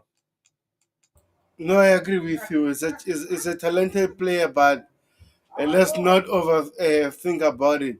Not don't use the word generation talent. What if it doesn't do well when time goes on? So we need to hold our horses and enjoy the moment. Yeah, I agree. We just need to hold our horses. I like that. Gilchrist's agent was at the bridge yesterday. Maybe we're going for him. I like Gilchrist. I don't know, to be honest, question, you've seen that report that Gilchrist's agent was at the breach. What do you make of that? Do you think we'd move for him in January? Nah, I don't think so. Unless we pay the release clause, yes, we might get him. But in terms of Sporting Lisbon letting go of their player in January, I don't think it's that kind of a club at the moment, because they might upset their coach. So let's, especially how they started in the league, they need to win. They want to win another league. So selling their best striker will take so much convincing. So let's wait and see. I mean, convincing it's about paying the money, in all honesty. 100 million release clause. Good luck. Yeah, the 100 million. I thought there was a a report at the time that suggests they're willing to take, you can say, to sell him for less. Wasn't that the case? In terms of Portuguese clubs, it's not simple, Coach Chile. Hmm. Sami Telecom is saying, I totally forgot about Victor Osimhen. Chelsea are not seriously in need with his move, and they cannot buy him no matter how they try. Osimhen's greater than CFC. Wow, that is some comment right there. I don't think he's greater than CFC. CFC is always is greater than Osimhen and will always be greater than Osimhen. Let me ask you this: Osimhen at a reduced price, and there weren't not too many big clubs going for him. Why do you think that is? If he was that good, Man United, Liverpool, even Liverpool heard, they looked at him and said, nah, we don't want him. That be, you could say, at least 10 clubs pushing to sign him. He's not, listen, I'm not saying he's a bad player, but I don't think, I disagree with you saying he's, Osimhen is bigger than Chelsea Football Club. No, that's absolute hush dunk, No really. player is bigger than No player, Chelsea yeah. Football Club. And if he's even that good, why weren't so many clubs interested in him? Why did PSG look at him and then pull out of the deal? Even didn't push after agreeing personal terms with him. Even the Saudis, for me, rejected him. If you're gonna tell me he's bigger than Chelsea Football Club, no, he's not. And I don't want to go into why I think he's not. I think he's a good footballer, but you can't tell me he's bigger than Chelsea. I'm worried about Nkunku. I think Nkunku will be fine. The manager knows what he's doing with him. His time will come. I never imagined that any team in England will not want to sign Osimhen. Yeah, there's no way Chelsea can make any a meaningful impact this season without a finisher like us. It doesn't have to be Osimhen. And yesterday, or Molehim, let me say this, Mr. Alexander, I was one of those that actually, especially after the arrival of Joao Felix, I argue we actually don't need to sign a traditional number 9. And I'm going to explain why, and probably Osimhen knows that. If Osimhen comes to Chelsea, the manager would have to adjust the application of his approach to make sure Osimhen hits the ground running, or overall to make sure Osimhen does well at Chelsea. If you get my argument, Osimhen is more of a traditional number 9. Osimhen is not that good at dropping deep and participating in the play and creating chances for his teammates when it's not the one the chances are being created for. If that makes sense. And Enzo Maresca, he's not the sort of manager that coaches a team where a single player ends up with 900 goals, and the other players would just be the creator for that number 9, or maybe he doesn't build his team as around the single individual. Especially if you're talking about his front attacking players, the goals are shared between all the attacking players, and I like that. Which means we cannot say when a single player is marked out of the game, we're in trouble. And if Osimhen comes to Chelsea, he will find himself again. He's not going to be the main guy. He's not going to be playing for a club where every time we get to the final third, we channel all our goal scoring chances through him, which in turn simply means he'd score a lot less goals than Chelsea fans are expecting him to score. And don't don't mistake this. Don't forget. Chelsea fans will be expecting him to measure the sort of performance he showed. I think it was 21-22 season where he scored around 29 plus goals in the Champions League, and then I think around 30 plus goals in all competitions. And if Osimhen finishes the season and ends up with 10, 12 goals, the fans won't even, you could say, consider the fact that the manager plays with a different approach. They will start name calling him, saying he's a flop because he's not able to measure his form at Napoli. I think it was 21-22 season, if that makes sense. But a lot of people don't pay attention to that.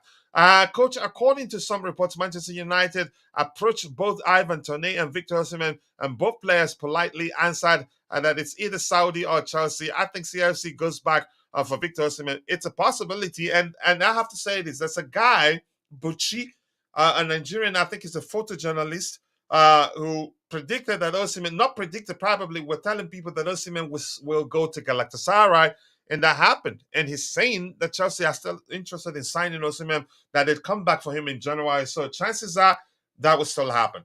So keep dropping the likes and the stream, people. The likes to go a long way. We are how many minutes into the show? 1 hour, 19 minutes into the show. And we have just 30 likes. We should be doing a lot better. We still have 96 people following the show, 49 on YouTube, the rest on X. We can do a lot better. Big up to you too, GFC Go. Nice to see you, my brother. I do hope you're doing well. Osimhen's price tag is 75 million. Do you think Chelsea will go back and sign him? Yeah, we could have had he had I don't know why. We can only speculate, but I've always told people I don't believe for a second he wanted to come to Chelsea. He wanted to use Chelsea to get a better deal with the Saudis, and then he backfired. That's just my opinion, and I'm not changing that anytime soon. Osimhen is never bigger than any club. Talk less of Chelsea. Yeah, he's not. In all honesty, he's not. Yeah. But I don't want to get into that argument with that individual there. Gyökeres can drop deep and participate in the build-up. Gyökeres would suit Maresca's system, in my opinion, better than Osimhen. And I'm not saying Osimhen is a bad player before anybody gets it twisted. GFC, let me trigger the comments so people can go check out my bro's YouTube channel. A nice guy, and I hope to get onto his panel as soon as possible. 16 million pounds, not a bad deal if the manager wants him. And I'm going to leave it at that. GFC Gavin, big up, man. I appreciate you finding the time to join the show. People, go and subscribe to Gavin's YouTube channel. Be sure to subscribe and let him know I sent you.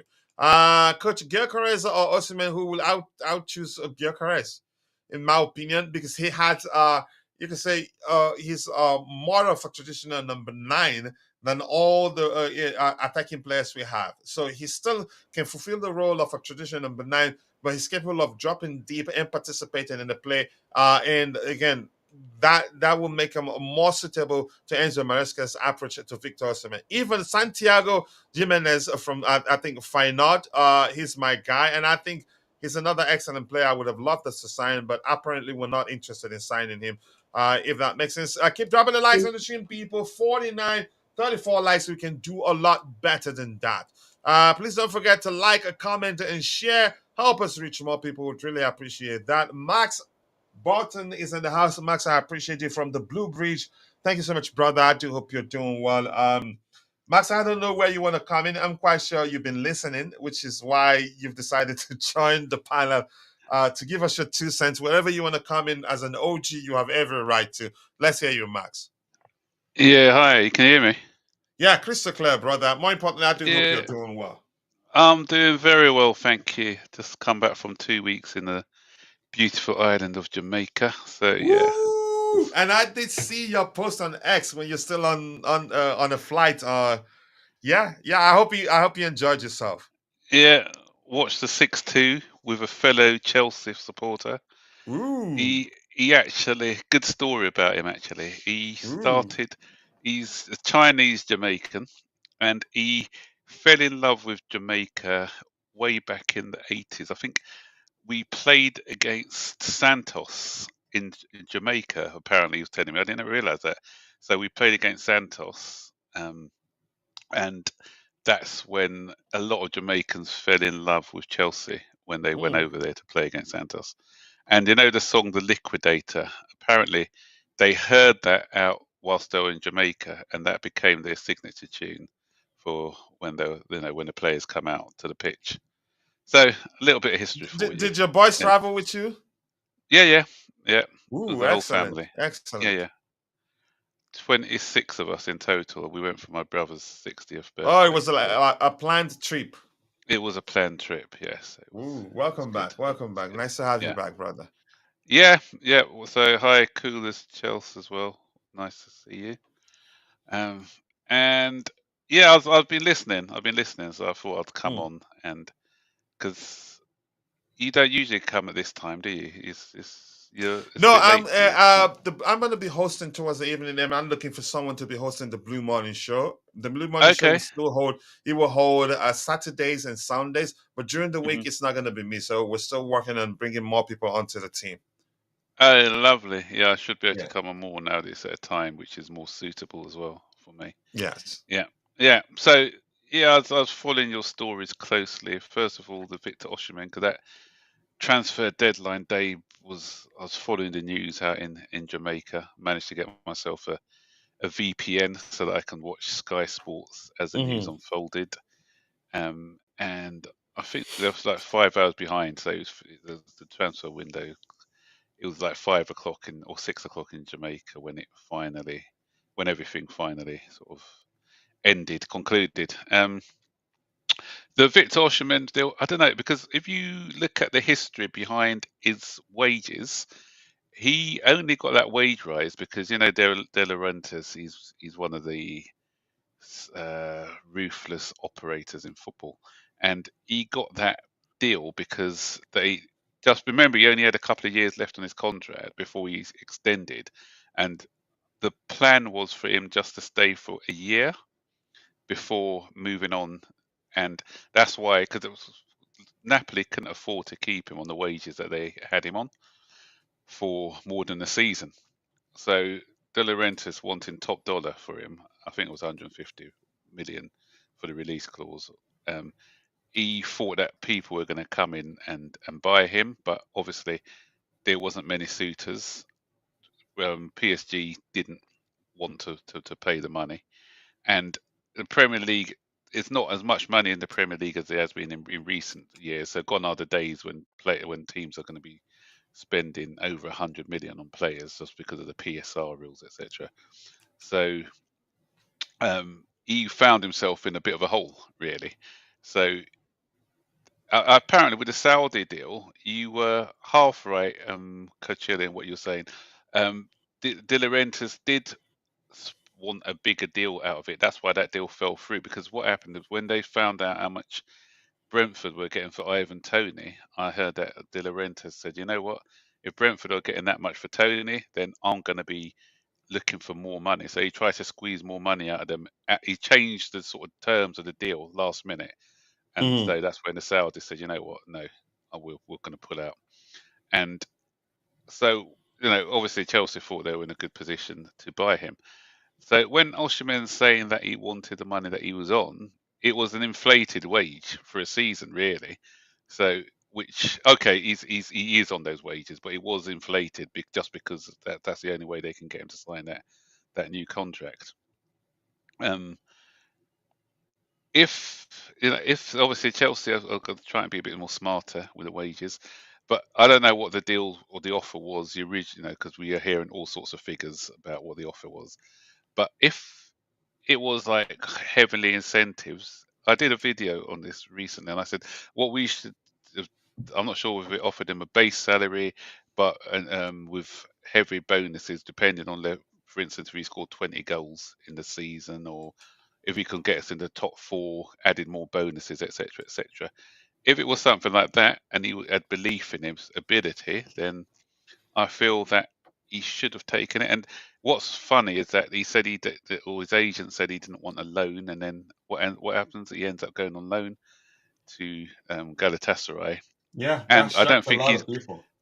and I don't think he's getting, from what I don't know, there's different reports, but one of the reports said he's getting £2 million a year less than what he is getting for Napoli. I don't know whether that's true or not. So he ended up going to a lesser league now for for you know for less money, arguably. Um, so he was, I know he sacked his agent now, so I think this agent he's been badly Yeah, and advised that's throughout telling. the whole. That's telling. Probably. I mean, Yeah, that's for me suggests he's blaming his agent for not. You could say ensuring that one of the options he ended up at either Al Ali or Chelsea Football Club. But go ahead. Sorry for cutting you off, Max. no, that's fine. That's fine. Yeah, yeah, yeah. But my other concern as well is not okay. You're all within your rights to try and get your best contract, because football is a career. You don't know how long you're going to be in the game for. You can, a career-threatening injury and you're gone. So you've got to look after your family as well. So, but with him as well, I think the reason why we probably wanted a loan with an obligation or even option, my concern about him would have been his injury record, because if you look at the last few seasons he's had, he hasn't finished a season. He's only played a quarter of the season for the last 2 or 3 years, and this is when you look at he plays in Italy. When you look at Pulisic, for instance, or Loftus-Cheek, look how they are no longer getting injured now playing in La Liga. They were injured every other week at Chelsea. So this guy, he's getting injured a lot playing in La Liga. So when you come to the hustle and bustle of the Premier League, which is a lot more physical and faster, is he going to be robust enough to be able to withstand the rigors of the Premier League? And that was my other concern about him. That's why I feel that the club wanted to take him on a season-long loan to see how he gets on. What we don't want is another. We've got Reece James and people like that who are injury prone already. We don't want to be investing a lot of money on somebody who may be becoming Reece James's partner on the in the injury room. So that's probably why I think we were kind of cautious in doing the deal, which is the club has every right to do so. So that's my thoughts on the Yeah, Osimhen. and I don't think he was ever a priority target for us, because if we were serious about signing him, I think we'd get it over the line and give him a salary that he wouldn't resist, in my opinion. And let me ask you this, Max: why there weren't so many clubs interested in signing Osimhen? There weren't really. There wasn't, no. But again, I said I think the injuries are a bit of a concern for people, because it's not as if it's one season he was injured. He's been, if you look at his record, as I said, apart from that season where they won the Scudetto, where he scored those 34 goals, I think the seasons before and after that have been sort of littered with injuries, and so that's probably why people don't want to. And no one's going to be paying 150 million for him. And let's be honest now, the landscape has changed, as I said, financially. So gone are the days of these big transfers, especially in the Premier League. Yep. With PSR and everything else. So if you look at the biggest transfer done in the Premier League was it 65 million for Tottenham? Tottenham played for Solanke. I think that was nobody paid over that this season. So that's what we need to really look at as well. So we're not going to be the Italians have been taking us for mugs lately especially like Lukaku and things like that. The amount of money we paid them for him. So I don't think people have got to be more realistic now. They can't use the Premier League as a cash cow like they used to back in the day. Yeah, times have changed, honestly. Times have changed, and JC is saying, Max, it's generally the good players who are fouled who are fouled the most. Okay, there's an argument that Ruben Loftus-Cheek is not getting so much hard tackles, but players like Neymar got hit even in France. Can Victor Osimhen be the same case? So that's a question for you, Max. Quite possibly.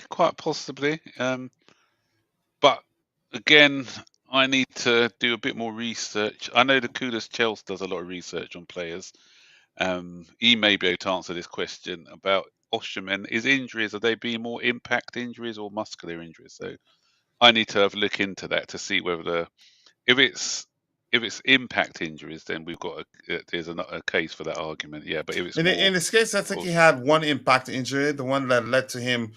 When you say like the one he had led to him again wearing a face mask. Is that the one you're referencing? Something the like one that? with the face mask, which is obviously Yeah. impact injury. But Yeah. as I said, I need to check his other injuries, whether they're like hamstrings or other injuries, because if it's muscular injuries, then that's a cause for concern, because you've seen that with like the likes of Reece James, where his hamstrings always failing him. And Yeah, he's had other injuries too, but I think you could. I wouldn't go to the extent of saying that he's injury prone, but yeah, he's had a lot of injuries of late. Most of them chained the same season. But that's by the way. I never thought he at any time wanted to join Chester Football Club. But we'll find out. Rumors are that we'll still go back for him in January, according to Bucci. Oh, thank you, Right, Pastor Daniel Ansango. I I'm appreciate you looking for now. that. Go ahead, Bobby. I always like to do my research, and I've done a bit of research quickly. So muscular fatigue out for 38 days. That was 23-24. Muscular problem again, 4 Mhm. days out. One was to do fitness.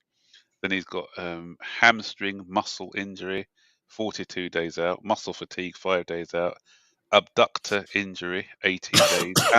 Hamstring muscular injury, 32 days. Muscular problems, 2 days.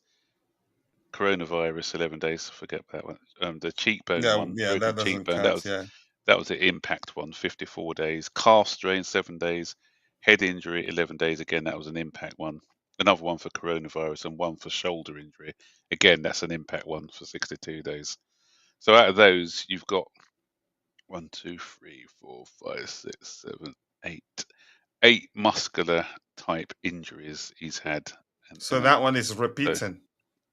yeah, so the hamstring ones, again, 42 days out once and 32 days out for another one on that one.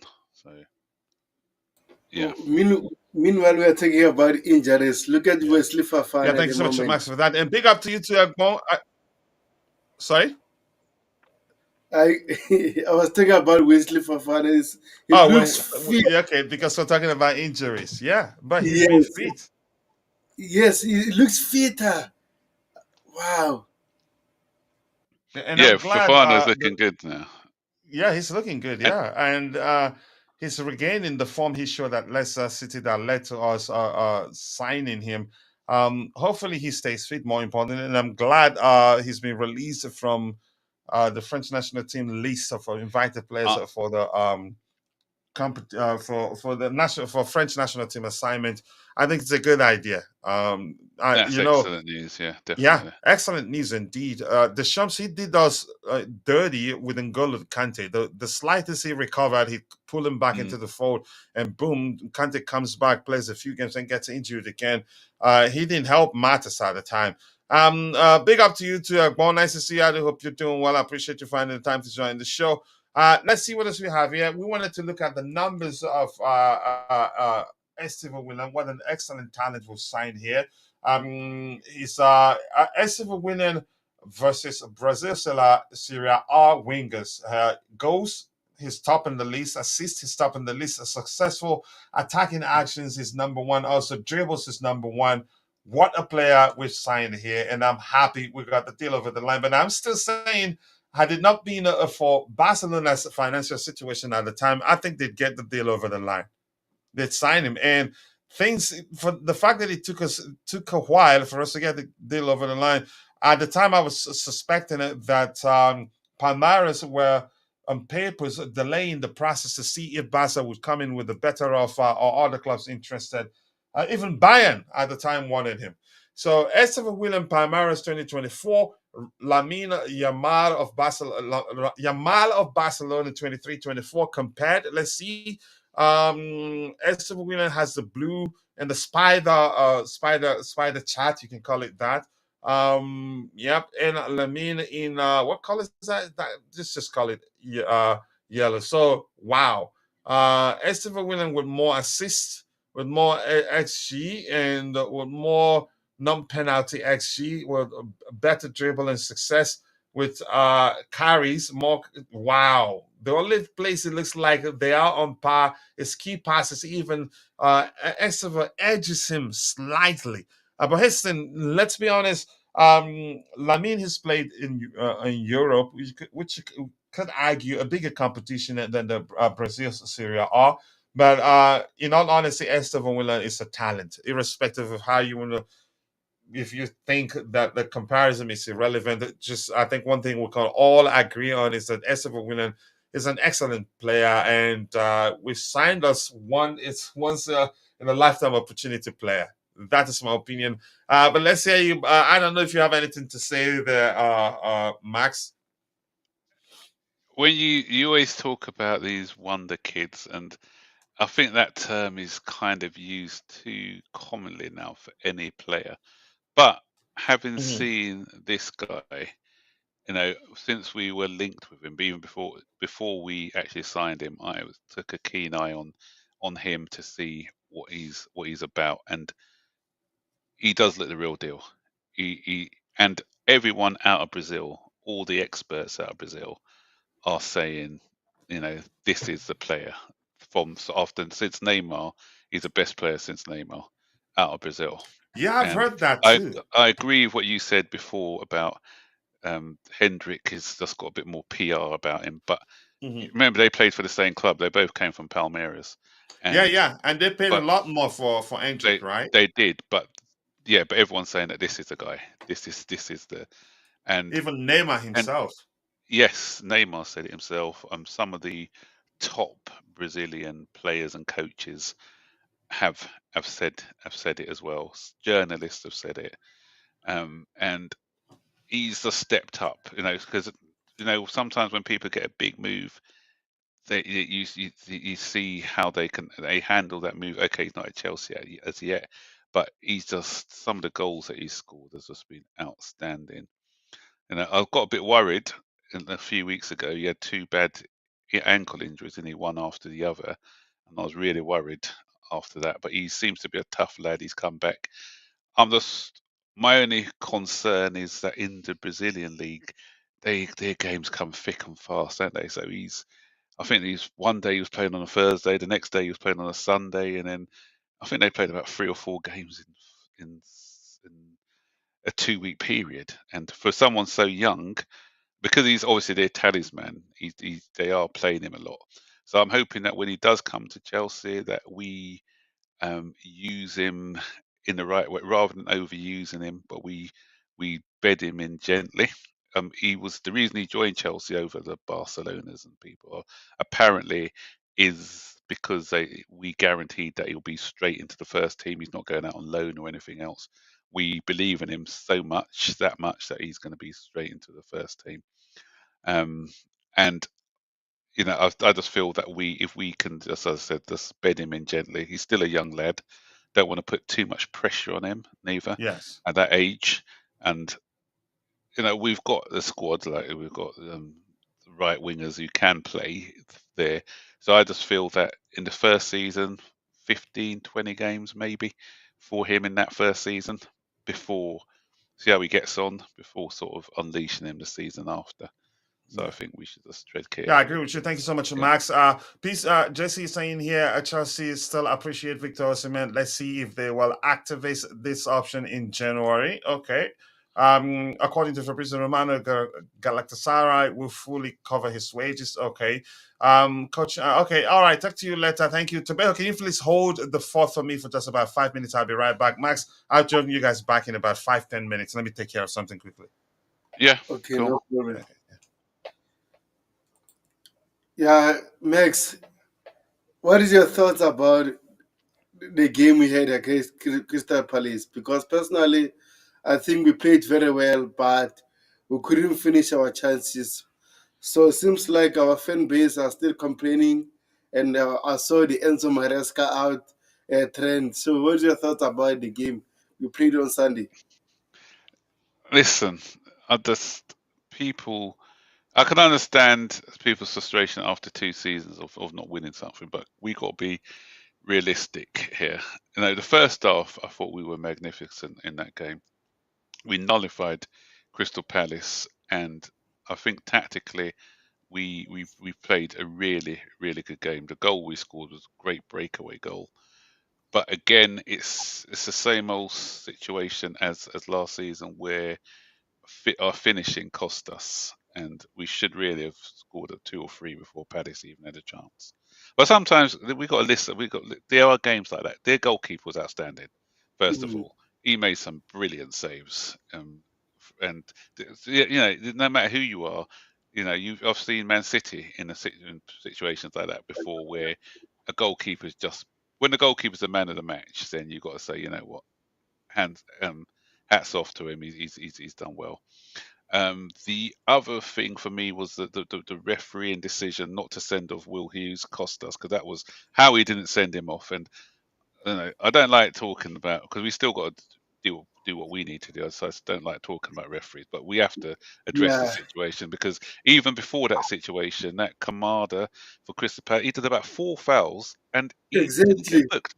And in the first foul we did, he took out a yellow card. We got a yellow For card for it. Neto, Yeah, for Neto. exactly. Yeah, and I'm thinking that's ridiculous, because, and as I said, that guy, it was Cole Palmer was through. Okay, they had a couple of defenders, but with Cole Palmer one on one with another defender, anything can happen, or he could have got a shot away. This guy has taken him down in the dangerous area. It's a yellow card, and he doesn't get red carded for that. Um, and what we need to do? Okay, sometimes decisions don't go our way, but what I saw was that the heads dropped after that decision, Mm, which it shouldn't. But that's why I did call for a bit more experience in the side, because we had nobody to galvanise the team when as soon as Palace scored, heads dropped, and you got sort of no experienced heads to try and lift them, because they're still a young side, as I said, so you're still going to be getting a few mistakes and things. So we started to force the play a bit more. Palace were able to get into their shape after they scored the goal, and we were getting frustrated by their shape. And I think what helped Palace as well was substituting Will Hughes, actually, because when Decore came on, he After was a that, lot more solid yes. with yeah, with Wharton and the midfield. That made them a better side.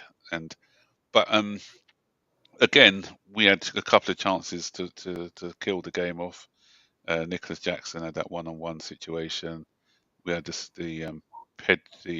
his name, João Felix, one great turn, but poor shot at the end of it.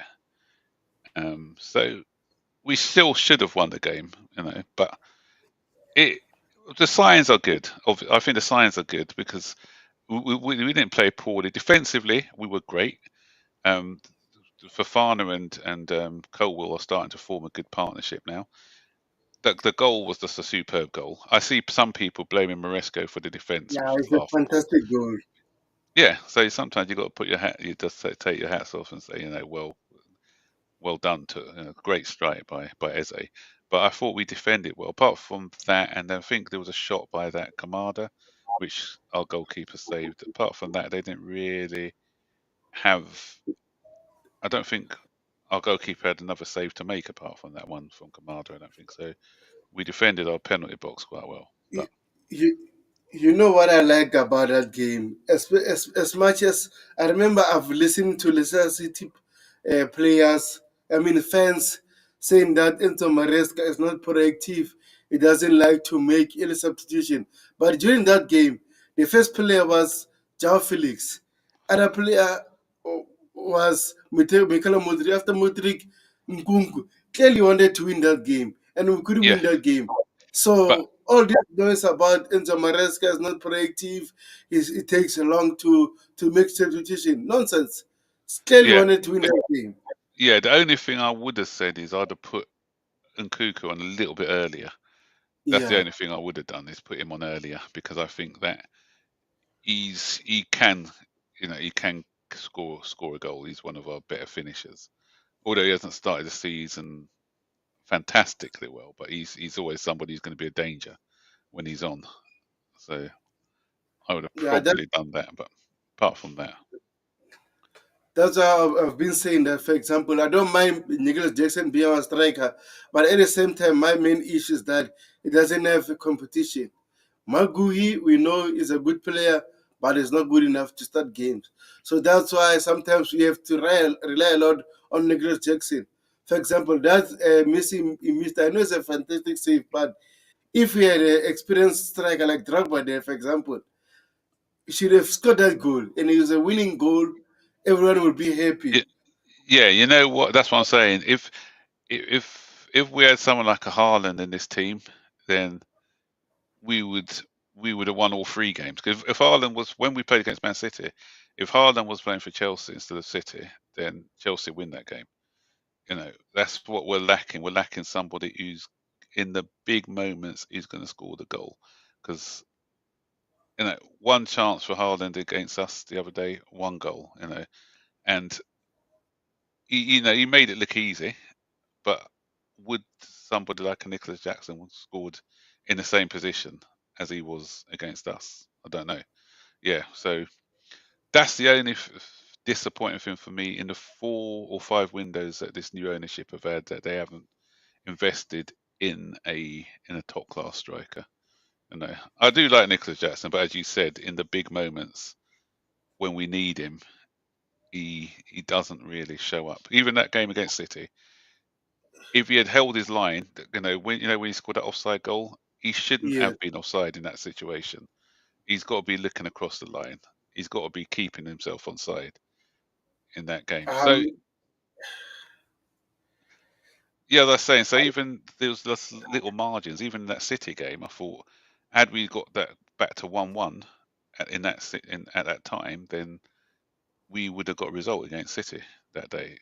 So I don't think we're outplayed against City. I agree with you. I don't think we are outplayed. And then look at, for example, the game we played against Wolves in the second half. It shows that when you're clinical, you're going to win games. And during that game, we had lesser XG, but we were clinical.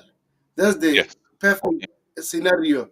But against Crystal Palace, we had chances, not clinical. I was annoyed about that. And then fans, oh, this one Enzo Maresca, blah, blah, blah. Nah, nah, nah, nah. Sometimes players need to take action also. They need to take responsibility. Yeah. Sometimes it's on the players. And you know what? It's just it depending on what your agenda is, because that's why I don't go into football with any agendas whatsoever. These some people who wanted Poch to stay, they they would have been saying, "Oh yeah, it's the players' fault." And how many times last year did people say, "Oh, the players are missing. It's not Poch's fault for some of the results." And so if it's a manager you like, you're going to blame the players. If it's a Mm. manager you don't like, you're going to blame the manager. And that's the way it always goes with Chelsea. It's just agendas. Um, I'm here to support the club. So I may not like some of the decisions that they make, but if the manager's there, I'm going to be backing him until he gives me reason not to. But at the Yeah. moment, I don't see. You know, the only game that we've played horribly in is the game against Second Servette, leg. I think. And even then, you got to look at the context. The pitch was awful in that game, and although we did play badly, again, it was down to poor finishing why we didn't get How many the chances did result. he get that game? He got Wow, so many wow, wow. chances, yeah. And the pitch as well, because if you look at the Cole Palmer one that hit the crossbar, it bobbled just before he hit the shot. Otherwise, that one's going in. So, and we got through the time. All we had to do is get through, and that's what I don't care that we lost. I don't know why people are getting so annoyed that we lost that game. We won the tie. We lost the game, but we won the tie. Exactly. It's all about getting it done. Simple as that. Exactly. Yeah.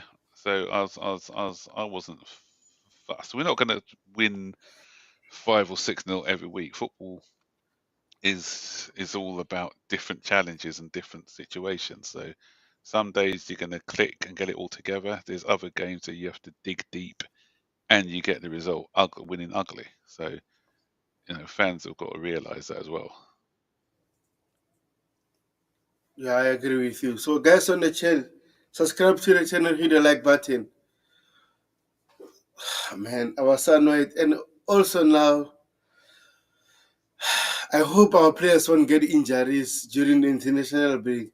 It's what I don't need at the moment because when we have injuries, we struggle. So hopefully we don't get injuries this time. Now Cole Yeah. Palmer seems like it's not okay. Even Malo Gusto, we don't know what is happening. Hopefully they'll be okay against Bournemouth. But again, if Cole Palmer's not ready, we have Joao Felix there. We have Nkunku there. So I'm not worried. My Oh, I didn't issues hear now, about Cole Palmer. Has he taken a knock? I didn't hear about that. yeah, I'm not sure if I'm able to share on Coachella stream that Cole Palmer had an issue. He was called back. Let me check if I can share. Cole Palmer had a knock, so he had to be released. Oh, I've seen. I haven't looked at the news. Oh yeah, him, Ollie Watkins, and Phil Foden. It says all withdrawn from the squad. Okay. Oh. Okay, Yeah, but you unfortunately, know what? Sometimes it's a precaution. We'll spend the yeah, rest of the international break. Sometimes it's just a precaution. So I'm hoping that it's nothing too serious. Yeah, because I know that they said that Reece James isn't going to be back in time for Bournemouth. They're yeah, talking about another 2 weeks for Reece James. I heard 2 weeks for Thing as well, though, for Malo Gusto. So yeah. what would you do if Malo Gusto was out and Lavia's back? What would you do? Because I'd actually play Caicedo as a right back. You know when they moved him there at the Palace game, sort of played Yeah, towards the right he side. plays very well. I'll play him as a right back, inverted right back, and I'll play Lavia if he's fit, rather than having Disassi at right back. Or you know what I will do? If, for example, you can see Wesley Fofana can defend those channels very good. We play them there. We play Tosin and Levi. Marco Corella can invert because Marco Corella can do well playing as an inverted fullback.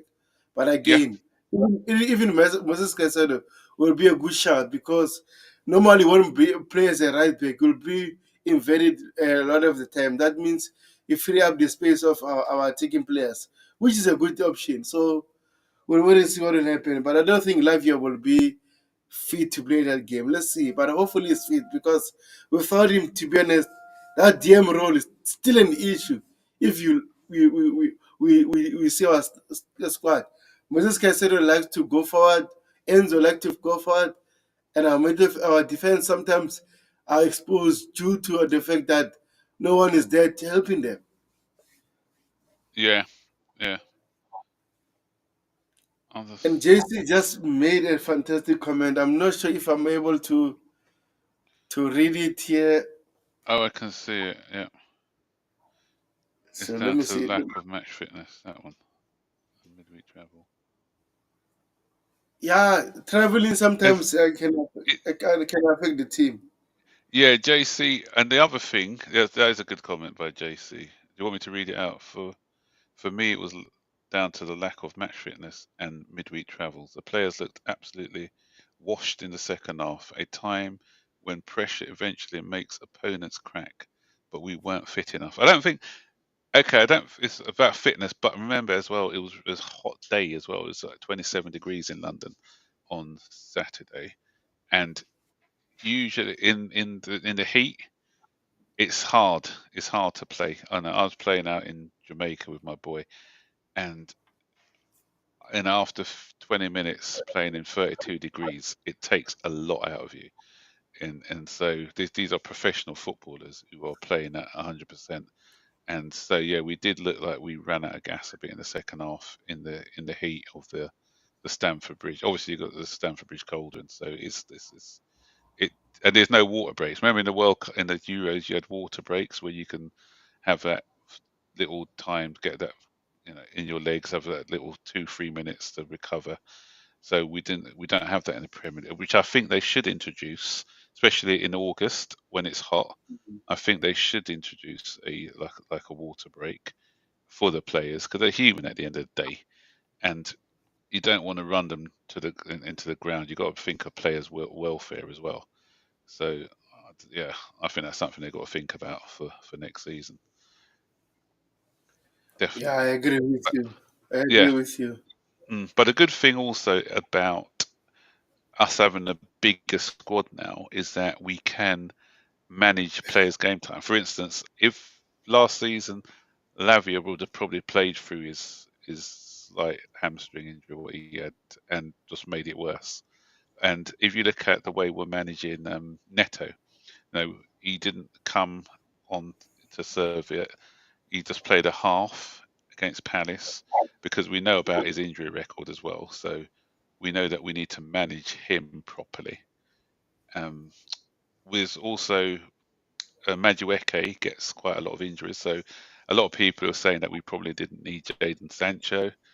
Then remember Madueke's, we can manage his game time as well, and so we don't give him too much overload. He's gone out on international duty this week, whereas Jadon Sancho stayed at Chelsea. So maybe we'll see Jadon Sancho starting against Bournemouth, Madueke coming on. So that's another option. So it's good to have that. Have a bigger squad now with quality players, two quality players in each position. Yeah, I agree with you. And then also remember, competition brings out the best into the player. So no matter what people say, oh, why are we buying so many attackers? What about this player? Nah, nah, nah, nah, nah. Come on, we don't care about it. The time I used to support Chelsea when I was growing up, we used to have best three or two players in the same position.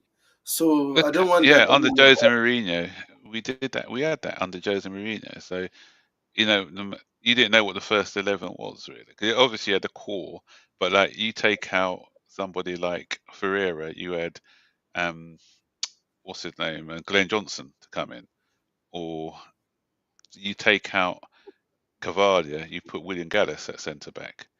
You know, you had Lampard, you had Ballack, you had Essien, all together. And why do people always moan? And what makes me worse when it's Chelsea fans moaning, but the press, they always seem to have a go at Chelsea. Oh, they've got too many players. I don't see them saying that about Manchester City. You know, how many wingers does Manchester City have? Well, not this season, but remember they had like the likes of Jack Grealish. You've got uh, what's his name, Foden. You've got Mares, yeah. So you've got so many players in attacking players for Manchester City, but you don't see people saying about, oh, they got too many players, or and Jamie Carragher, the biggest hypocrite going. I didn't see him moaning when they signed Chiesa the other day and saying, oh, yeah, where's he going to change and everything else. That's just it's just ridiculous. So I think we've got two players now for every position. We could have the only place we've got three players, maybe the left wing. That's if they want to play Neto from the left wing. You got Modric from the left wing, but then you got Nkuku as a 10 who can rotate with Palmer. And as you see now, as you said, if Palmer's not going to be playing on the Saturday week, then Nkuku slots in. And yeah. Even Felix can play as a number 10 or a yeah, first exactly. nine. So so we have a good squad depth, and also we have a good competition. And but personally, I prefer Pedro Neto to play as a right winger now, since we brought Sancho. Sancho needs to compete with Mikel Mudrik. Neto will need to compete with Noni, so that Noni can't relax, can't say no, this is my position, blah blah blah. Nah, bro, you need to be consistent. You scored 3 goals against Wolves. On Sunday against Crystal Palace, you missed 2 big chances. Mm. First one was a miss, second one was a save. So in terms of a save one, I'll cut him a slack. But the first one, he should have passed the net. That one was simple. That's the issue Yes. I have. Yeah, he should have. That's what I said when he scored the hat trick the other day. I said, for me, he needs to show consistency now.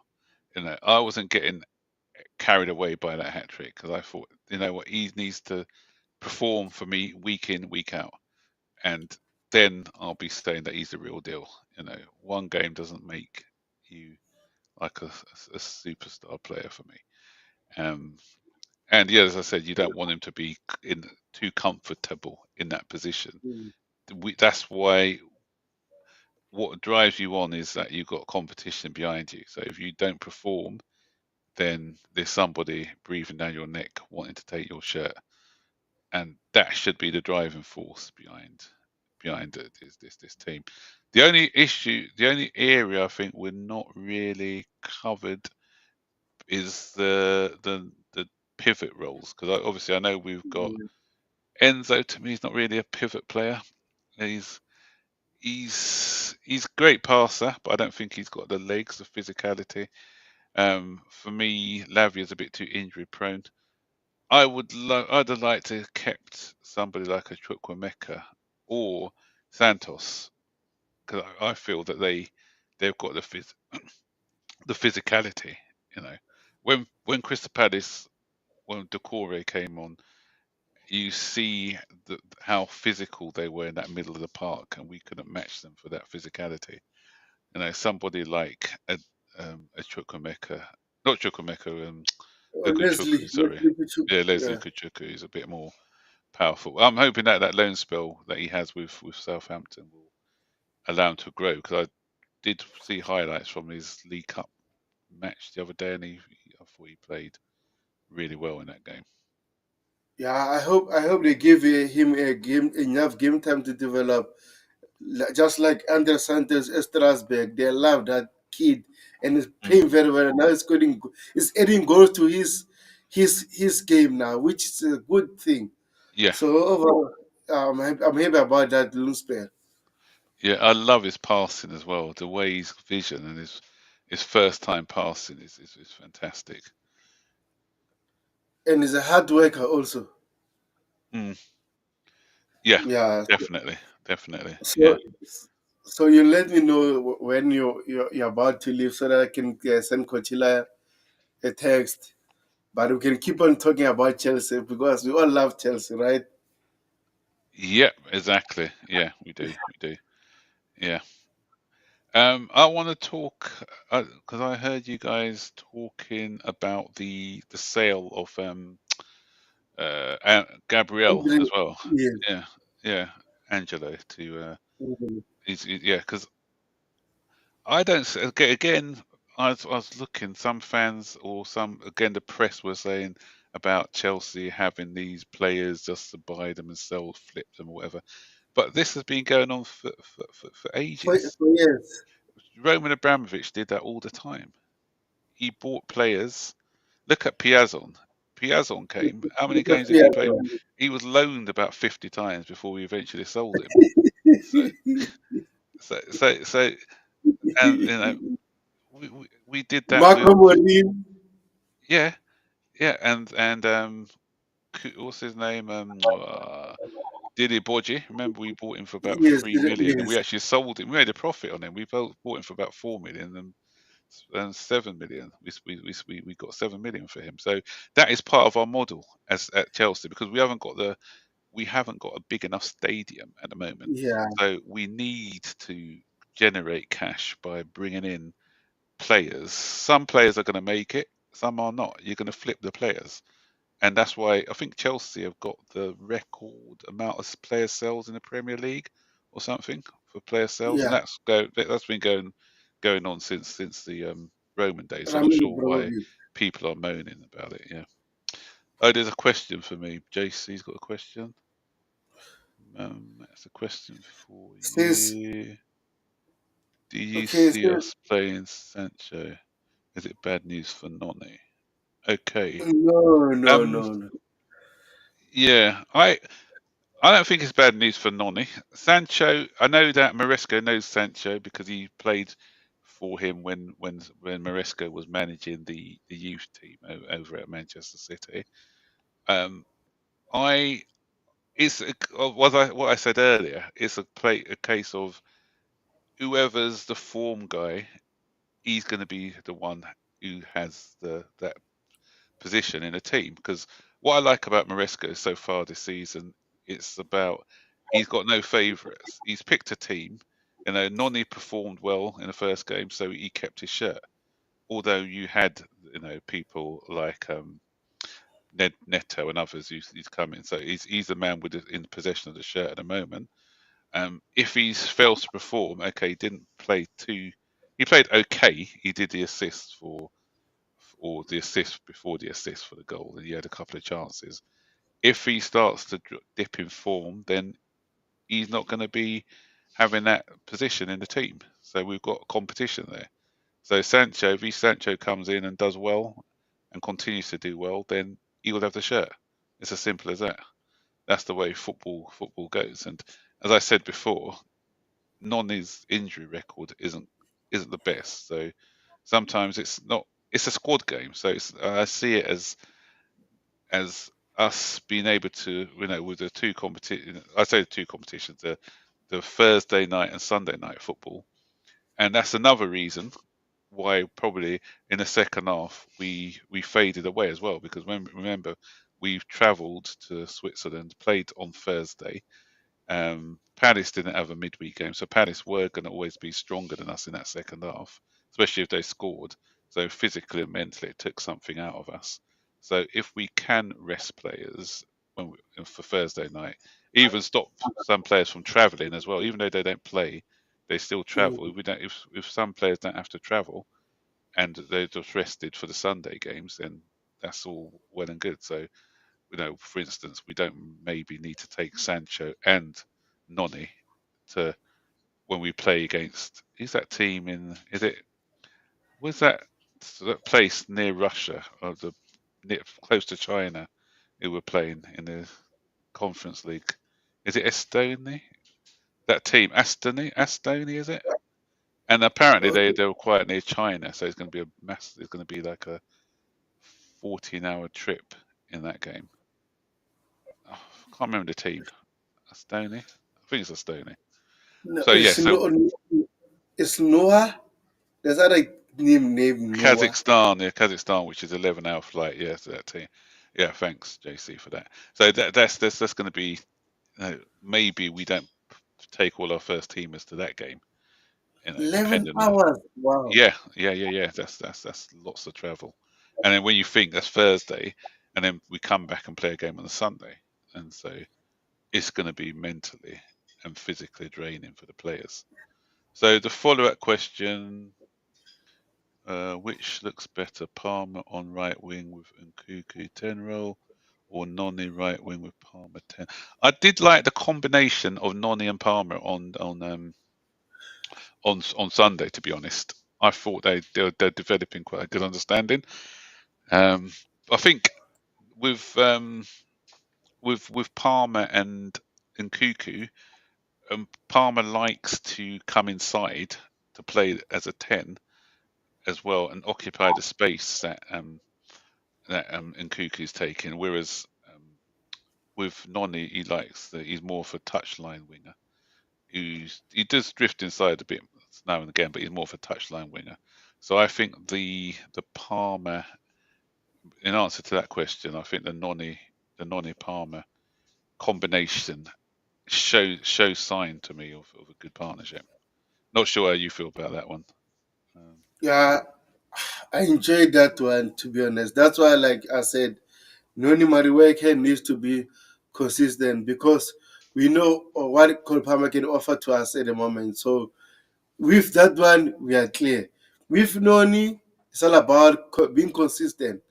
So he should have followed up after that game after scoring a hat trick on at home on Sunday. Should have scored maybe, let's say, one or two, which is a good thing, just to be consistent. That's the issue we're having at the moment. So hopefully, adding Sancho to the squad will keep these players more awake, because we can't afford any relapse at the moment. It's too early to say that. We need to start winning games. We need to start picking up points, because it's going to be harder. And if it's harder for the players, it might be harder for the coach too. So hopefully, before the general transfer window, we'll be in a better position to qualify for the Champions League. Maybe let's say, okay, we need a striker now. That means we're going to add more quality to what we have, rather than, we need to put all our eggs and effort for a striker for the sake of saving our season. Nah. I think this season we should perform better, and these players need to take responsibility and accountability. And in terms of Enzo, since Enzo is our captain, he is himself. He needs to push these players on the pitch. Whether we scored a goal or we considered a goal, he need to pitch these players just to What do stay you think of focused. him? What do you think of him as captain? Do you think he's captain material? To be honest, I don't think he's a captain material. But again, Enzo Maresca said that he wants to have a sort of uh, five vice captain. So he's trying to build. Is trying to build a leader players to have leadership skills. So I like that. We saw Moses Caicedo this other day was very humble. So in terms of our team, who deserve to be a captain, to be honest, I see Tosin can be a leader. Disasi used to be a captain at Monaco, can be a leader, but again, it's not our main starter. So I'm not sure who should wear Ambel, to be honest. Who should wear Ambel to you, MX? That's that's the trouble that I'm having actually, because there's no real leaders in the team, is there? When you think about Exactly. it, you're looking at a leader, you're thinking who is there who's going to lead the team? Um, I think I like I do like what's his name, Fofana. I think that he maybe, Yeah. given if he can get stay fit, maybe. Mm. Right. There's another question there from JC. It was deleted, unfortunately. Okay, yeah, All right. it's now here. It says another. Estevao Okay. Estevao and Paez were to join today. Who goes out? Funny enough, Modric is the weakest link, but again, incomings are right side. Um, right. I feel um, who goes out? Ooh, ooh, ooh, ooh, ooh. I was listening to you guys earlier, and I agree with you, Chelsea, when you say maybe it's going to be Nkuku, possibly. A, because you can get a lot of money for him, and you know that this club likes to sell players at a profit. Um, and Mikhail if we Modric. are looking at, because players can play in that 10 position as well as on the right, and yeah, Mudryk plays on the left, so that's the thing. I don't know, but um, would we have two players go out or just one? I don't know why we signed Dewsbury all, to be honest. I just don't know whether. I think I think that one was an opportunity deal rather than buying him for our structure. But again, I, for him to be as a squad player, I'm happy about it because it's so very important to have squad players, so that when we play, for example, the Carabao Cup, Conference League during our first, maybe let's say 5 games, because we're playing. I think we're playing six, right? Let's say our first 4 games, we need players that can save legs of Enzo Fernandez, Lavia and stuff. So I don't mind that signing as long as when he plays, he do better. Because what I've seen so far is not good enough. But again, maybe it's for the fact that he's playing for a big club and everything. A lot of things like deserving a lot of pressure. We still have a long season ahead, so we need players, 2 or 3 players in every position. So I'm not gonna complain about this signing because it seems like it's a Kalakalaka replacement, personally. Hmm, yeah.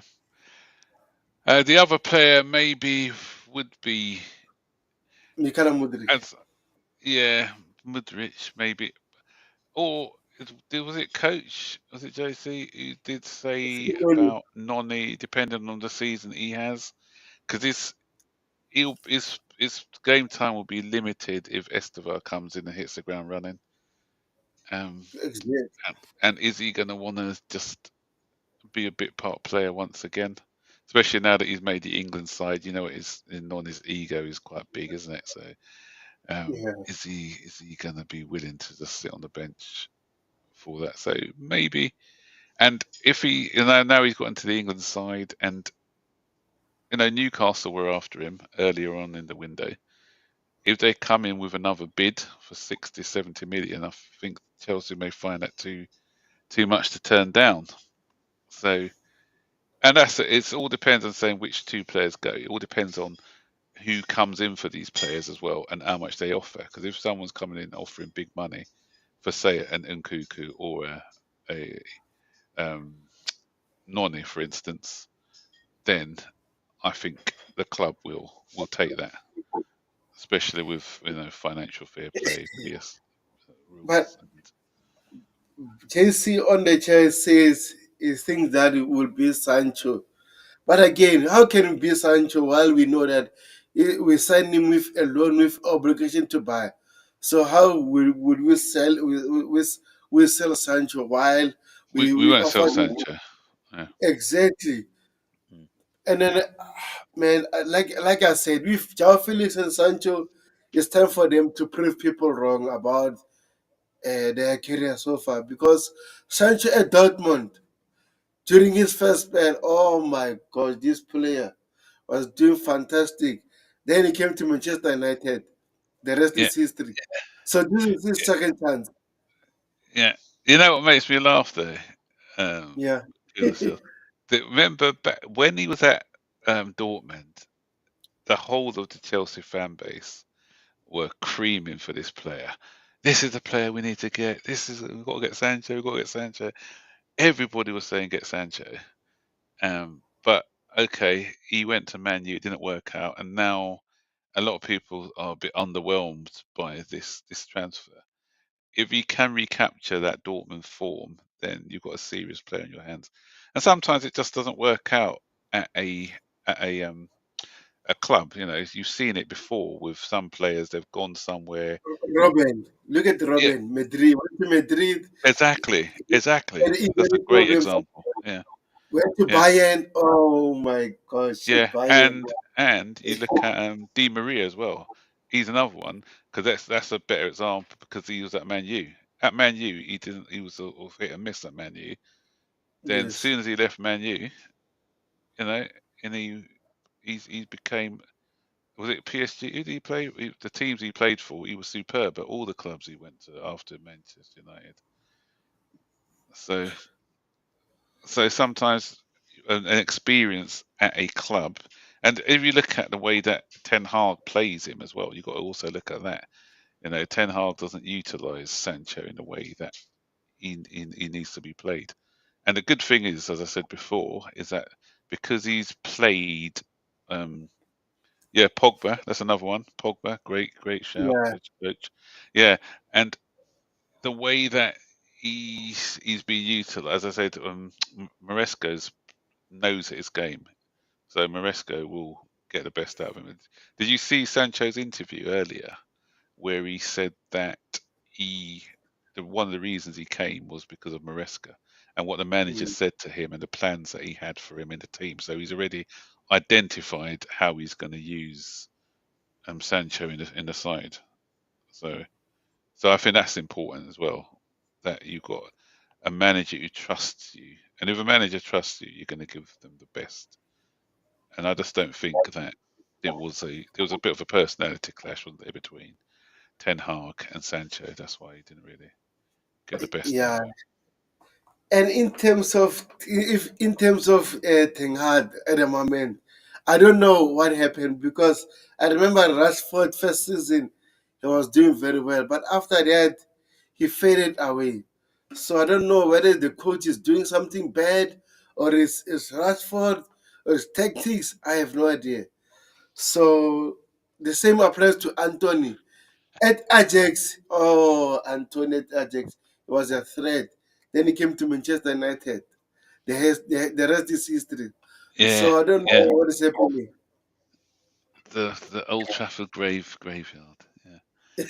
Uh, I like coach has been funny here. I think Maresca said to Sanchez that he would be competing with Mudrich. My grandma would be excited for that.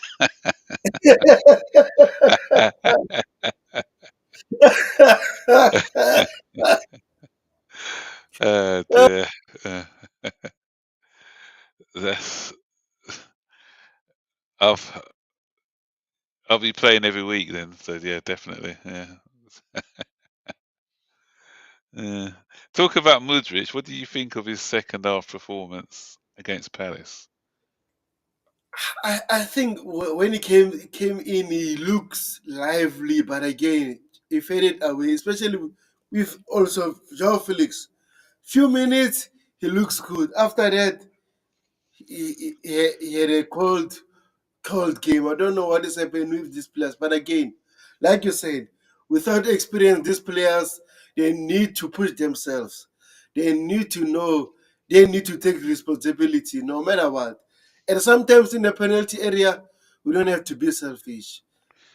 Yeah. Please, we don't have to be that- selfish unless we're winning by more than 2 goals or 3 goals. Then you can take, okay, I'll try to shoot. But when it's 1-1, 0-0, 2-1, don't be selfish, please. Come on. Yeah. That's my issue with the likes of Modric. Because even against on Thursday when we played against Servette, he Mm, did some good things. But for me, what makes a player a really good player from just an ordinary player is what he does in the final third of the pitch, mm, end product. So, and I don't, seeing him running and beating two players or using his pace is all well and good, but once you get into that penalty box, if you're slapping the ball 10 yards over the bar or under hitting your cross or kicking it straight at the goalkeeper, it means nothing to me. I always remember, what's his name?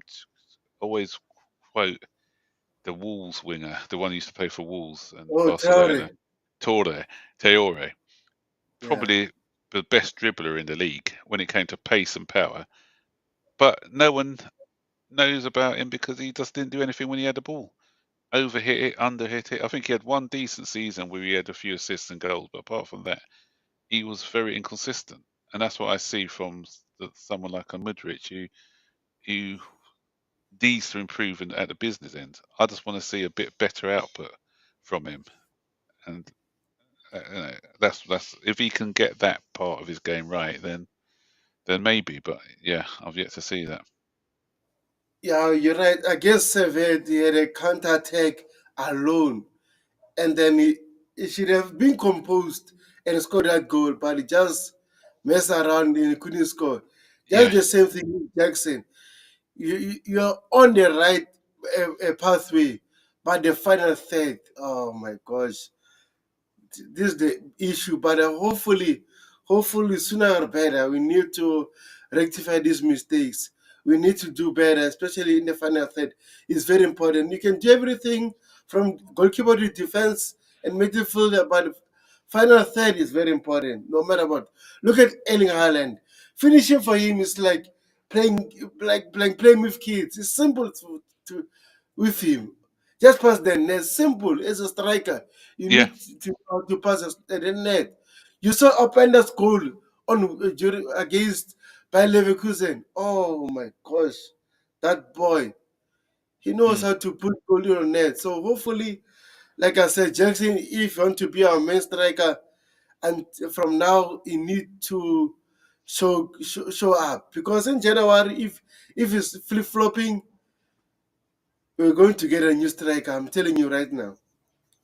yeah, yeah. 'Cause last season, okay, 14 isn't bad for your first Yeah, season, but exactly. the amount of chances that we created, he should have at least scored 20 goals that season. He did miss some big chance, and that's the thing.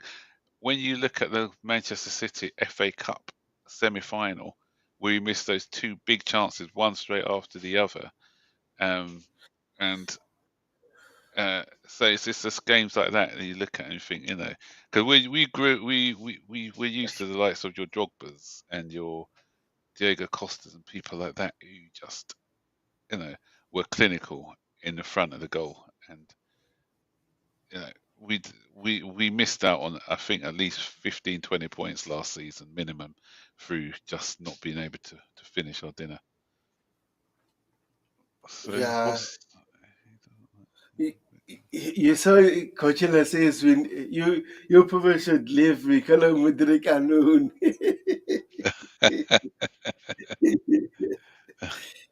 Come on. And people will say, I, "Oh, why?" listen, I want him to do well. It's not. I don't like knocking players. I want him to do well, but he's just he needs to prove he needs to prove it to us. I I don't knock agree. players for the sake of knocking players. I try to be really balanced with my criticism, but he's got to prove me wrong. Yeah, like I said, even Raheem Sterling at Chelsea, I didn't want him. But the moment he was holding a Chelsea t-shirt, I support the guy because he's at Chelsea. So with Mikael Mudrik, he have a fantastic talent. But again, his final decision is very poor. So hopefully, Mikael Mudrik, Noni Mariweke, Felix, everyone, your end product should always be accurate. This is what we want. Accuracy. Come on, guys. We need to do better. I'm so tired. I'm so tired of missing big chances. You saw against Crystal Palace, we created 5 big chances and we missed 4. Oh my gosh, I was so furious. But Yeah, at the end of the day, we played very well. So I'm not mad about that. But our end product is still poor. So hopefully, we'll fix that. yeah. I'm hoping that I can't go for another season like last year where we just missed. I think we created as far as big chances. Were we second or third in the league after Man City and Liverpool? I think of creating big chances, but we were third from bottom, I believe, of converting our chances or something like that. Ridiculous, something. So yeah, that's got to improve. Yeah. So this news isn't going away, is it? This Osimhen, because even Fabrizio has said it as well now that Chelsea are going to revisit that again in the winter in January. Do you think we'll do it if we are scoring a lot of goals? Do you still think we'll visit it? If Jackson miraculously scored 20 goals by January, do you think we'll still visit the Osimhen deal? Yeah, you know what, man. To be honest, if I was Chelsea, I would move on from Victor Osimhen. But again, if we'll be able to get him in January, cool, no problem. But again, he should come to Chelsea on our own terms. Yeah, And yeah, funny thing,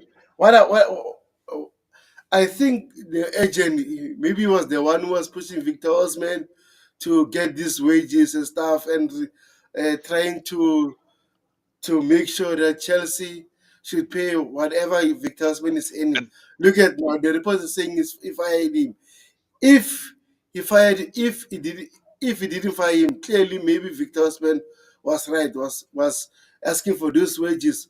Then why fire him if the reports were saying that Chelsea was offering blah blah blah blah. But overall, I'm waiting for Joe Obi Mikel. yeah, yeah. I think you know, and I heard something as well in I can't remember which report it was, but they were saying how the agent angered Chelsea in asking for a big commission to push the deal Yeah, through. Yeah. So yeah, as you said, the fact that he's sacked his agent is he's obviously clearly not happy about how everything was managed for the yeah. deal between. Yeah. So we'll run up. We'll run up after 5 minutes, Max. And it's been a pleasure Yeah. having you here, bro. It's been a while. So I just want to ask you something before we wrap it up. What is your thought about Reven Sanchez this season? Forget about last season overall. What is your thoughts about him this season? You are impressed or you need more? No, still not convinced by him. I'm sorry. I'm not convinced by him. I feel that we should have got like a good go. Actually, when I say I feel we should have got a good goalkeeper, but I'm looking at that guy Penders, Mm. and he looks like the real deal. He's very good with his feet. 6'7". He could turn out to be another Thibaut Courtois, but again, that's potential, and he's not going to be Yeah, coming that's for another potential. couple of seasons. But even that shot, that save he made from Kamada, he made a meal out of that one. He nearly, he Mm. nearly, that nearly, Oh, bro. yeah, he didn't, and he's the only thing which he has. He's a little bit more better is long passing, because that goal that led to the Cole Palmer goal, although some people say it was slightly moving, but that's something that you see Edison doing, that long Mm. pass, accurate pass. So, but he still gives me a bit of scary moments sometimes. Actually, having said that, in the last two games, the games against Wolves and the game against Palace, he was more assured on the ball, because I wasn't like, he didn't give me any nervy moments, because usually I'm on the edge of my seat when he does his passing. His passing seems a little bit more assured in the last Yeah. two games, so I got to give him credit for that. Um, yeah, but I'm still not 100% convinced by him. I'd love him to prove me wrong this season, but I'm still, jury's still out as far as I'm concerned. Yeah, I agree with you. Ramon Sanchez, I think personally, I think this is his last season. If you watch the way we were moving, we brought Philip Jorgensen, like you said, a player from Genk, a goalkeeper. Now it's Sanchez and Petrovic, who I think they're going to leave next Yeah, season. yeah. And I So also, yeah, that keeper Selena, apparently it's playing very he's well. playing really well at the moment. Yes, He got two man of the matches or something in his first couple of games. yes. So So maybe they're looking at that. They may be looking at what they've got and maybe having faith in the future goalkeepers. Why they didn't go big in for a goalkeeper. Yeah, but I'm quite envious of what Liverpool did though, because they've got Alisson and they've already shielded up Mamadashvili. So they've got a succession plan for when Alisson eventually goes, which is the right way yeah, to go, really. yeah, but also the issue with Mama's dust, the issue with him is that he's not good on his feet, Yeah, and his we've feet. been Yeah, linked, yeah, yeah. yes, we've been linked with him several times, but we Mm, couldn't we couldn't even make one beat. And also, I remember this other game I was watching. He's playing for Valencia, right, yeah, against Barcelona. Oh, that game! It was so horrible, and then he got a red card because I think he kicked a player outside of the penalty area. He had a horrible game. And after that game, I said, no, no, no, no. I don't want this guy at Chelsea, please. I don't want my goalkeeper to do those nasty things. I don't like my goalkeepers to get the red cards. No, no, no, no, no. Doesn't work mm, like that. But overall, I think Premier League referees, to be honest, are awful. Like you said, Hughes should have got a red card. Simple as that. Kamara should have also maybe potentially get a red card. Nothing happened. yeah. Against who? The ref was awful also. So, man, But Premier League, apparently, that referee has got form. He always gives bad decisions. So we've had Anthony Taylor from Man City, and we had this guy. Can't remember the ref's name.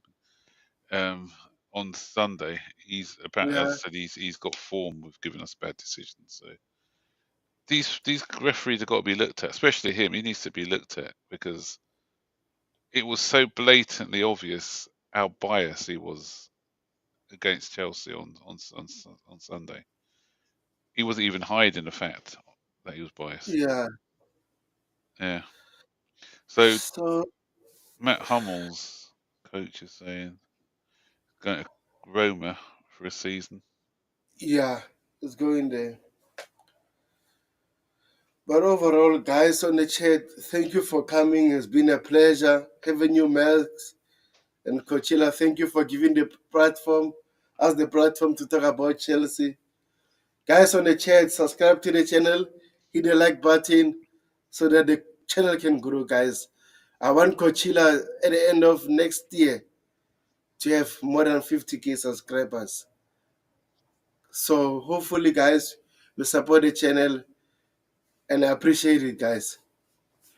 So Coachella, Max, what would you like to say before Coachella close the stream? Anything you want to add?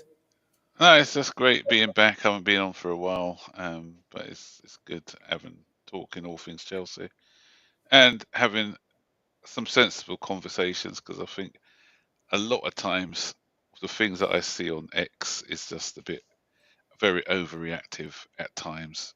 You know, we need to stick with the team at the moment. We're a young side. We need to stick with the team, get behind the team, support the team. That's what supporters do. They don't moan every minute when things don't go wrong. When things are going wrong, that's when they need our support the most. It's not the players' fault. Even if people don't like the board or upset with the board, it's not the players' fault. So when they're out on the grass, out on the pitch, let's just give them our full support, and hopefully let's get back to winning ways. So yeah, big up to Tobago, and Yeah, big up, and bro. thanks, coach, as well for having me. Yeah, great. And I'll try and be on a bit more often when I can. Yeah. Update channels, guys. All right, cheers. Take care, everyone. Cheers. Bye-bye. Bye bye.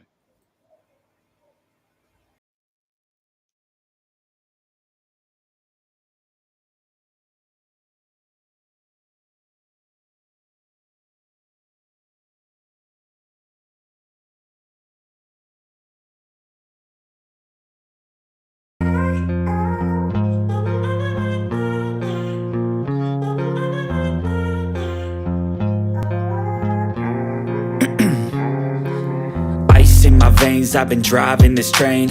Years in this lane, there's no stopping this flame. Cause I came to the game and I changed it to play how I like, rearranged it to my own domain. Yeah, I got what it takes, made lots of mistakes, taking shots, skipping breaks, feeling lost, feeling great, popping off, singing straight, never stopped, never changed. All the squad here to play, and I've got something to say, yeah. I work hard each and every day, I get lost in the words I say. I don't push pause, no, I push play. I won't stop till I make a change. I withdraw on the things I make. I turn flaws into flawless traits. I build tall, never capped in space.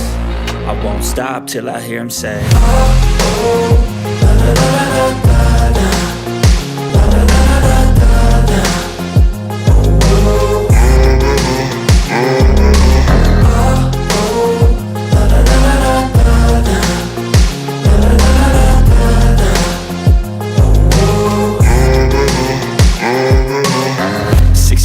And I'm up again. I got tired eyes, need a cup of blend. That's right, in the AM, that's my only friend. No light, just the sun coming up on the horizon. I lose track of time, yeah, I move fast and climb a new class divine, yeah, true passion shines. And I'm through passing time, I choose stacking dimes. You snooze half the time while I move passing by.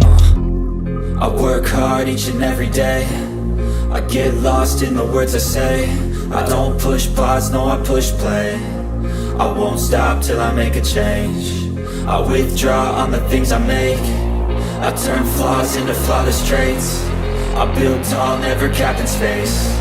I won't stop till I hear him say, oh, oh, la, la, la, la, la, la, la, la, la, la, la, la.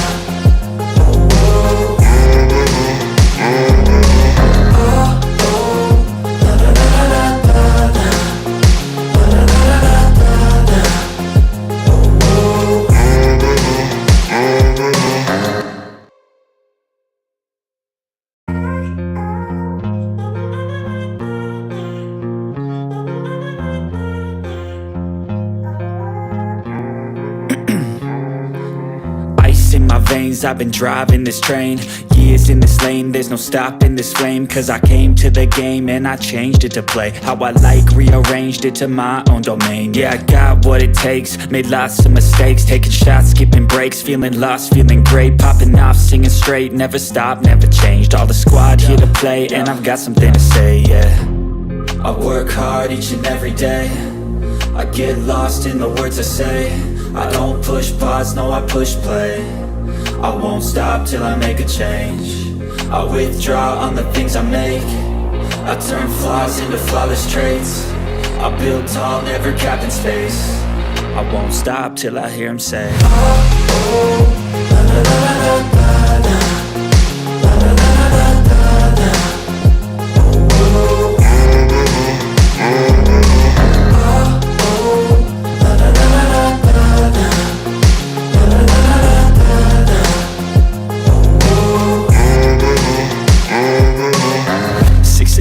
and I'm up again. I got tired eyes, need a cup of blend. That's right, in the AM, that's my only friend. No light, just the sun coming up on the horizon. I lose track of time, yeah, I move fast and climb a new class divine, yeah, true passion shines. And I'm through passing time, I choose stacking dimes. You snooze half the time while I move passing by.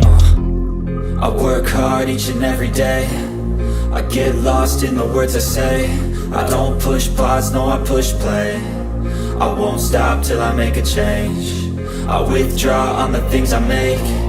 I turn flaws into flawless traits. I build tall, never capped in space. I won't stop till I hear him say,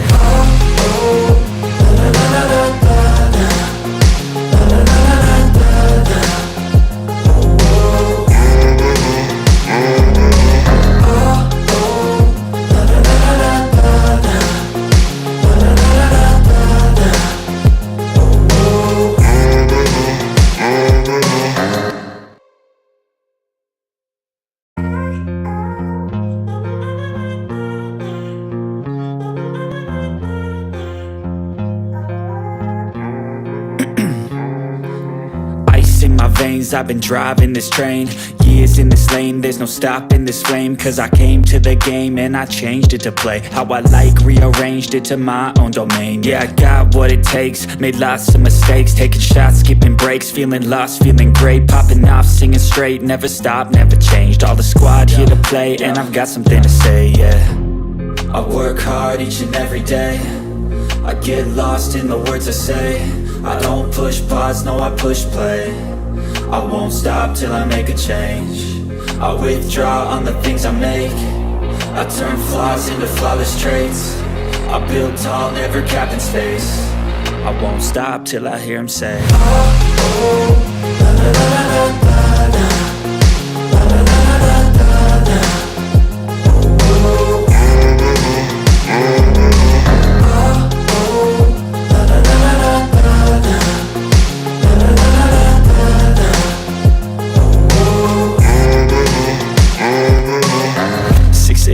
and I'm up again. I got tired eyes, need a cup of blend. That's right, in the AM, that's my only friend. No light, just the sun coming up on the horizon. I lose track of time, yeah, I move fast and climb a new class divine, yeah, true passion shines. And I'm through passing time, I choose stacking dimes. You snooze half the time while I move passing by.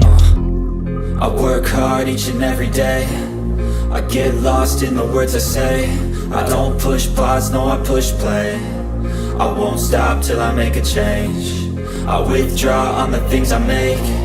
I turn flaws into flawless traits. I build tall, never capped in space. I won't stop till I hear him say,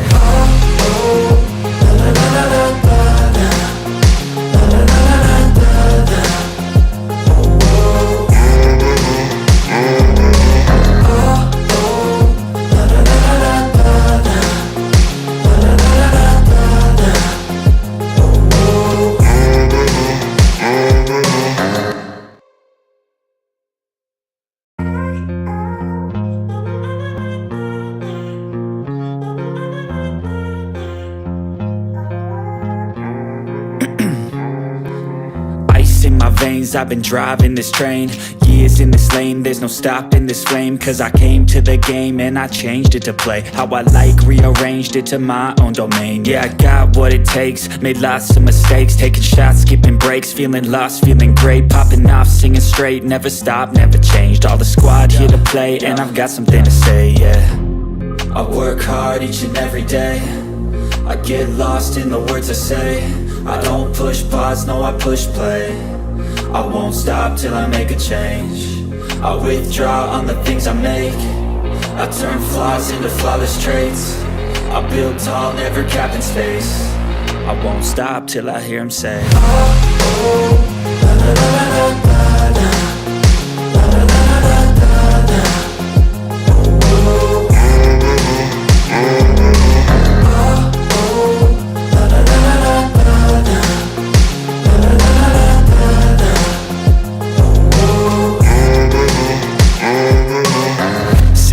Man, I'm up again. I got tired eyes, need a cup of blend. That's right, in the AM, that's my only friend. No light, just the sun coming up on the horizon. I lose track of time, yeah, I move fast and climb a new class divine, yeah, true passion shines. And I'm through passing time, I choose stacking dimes. You snooze half the time while I move passing by.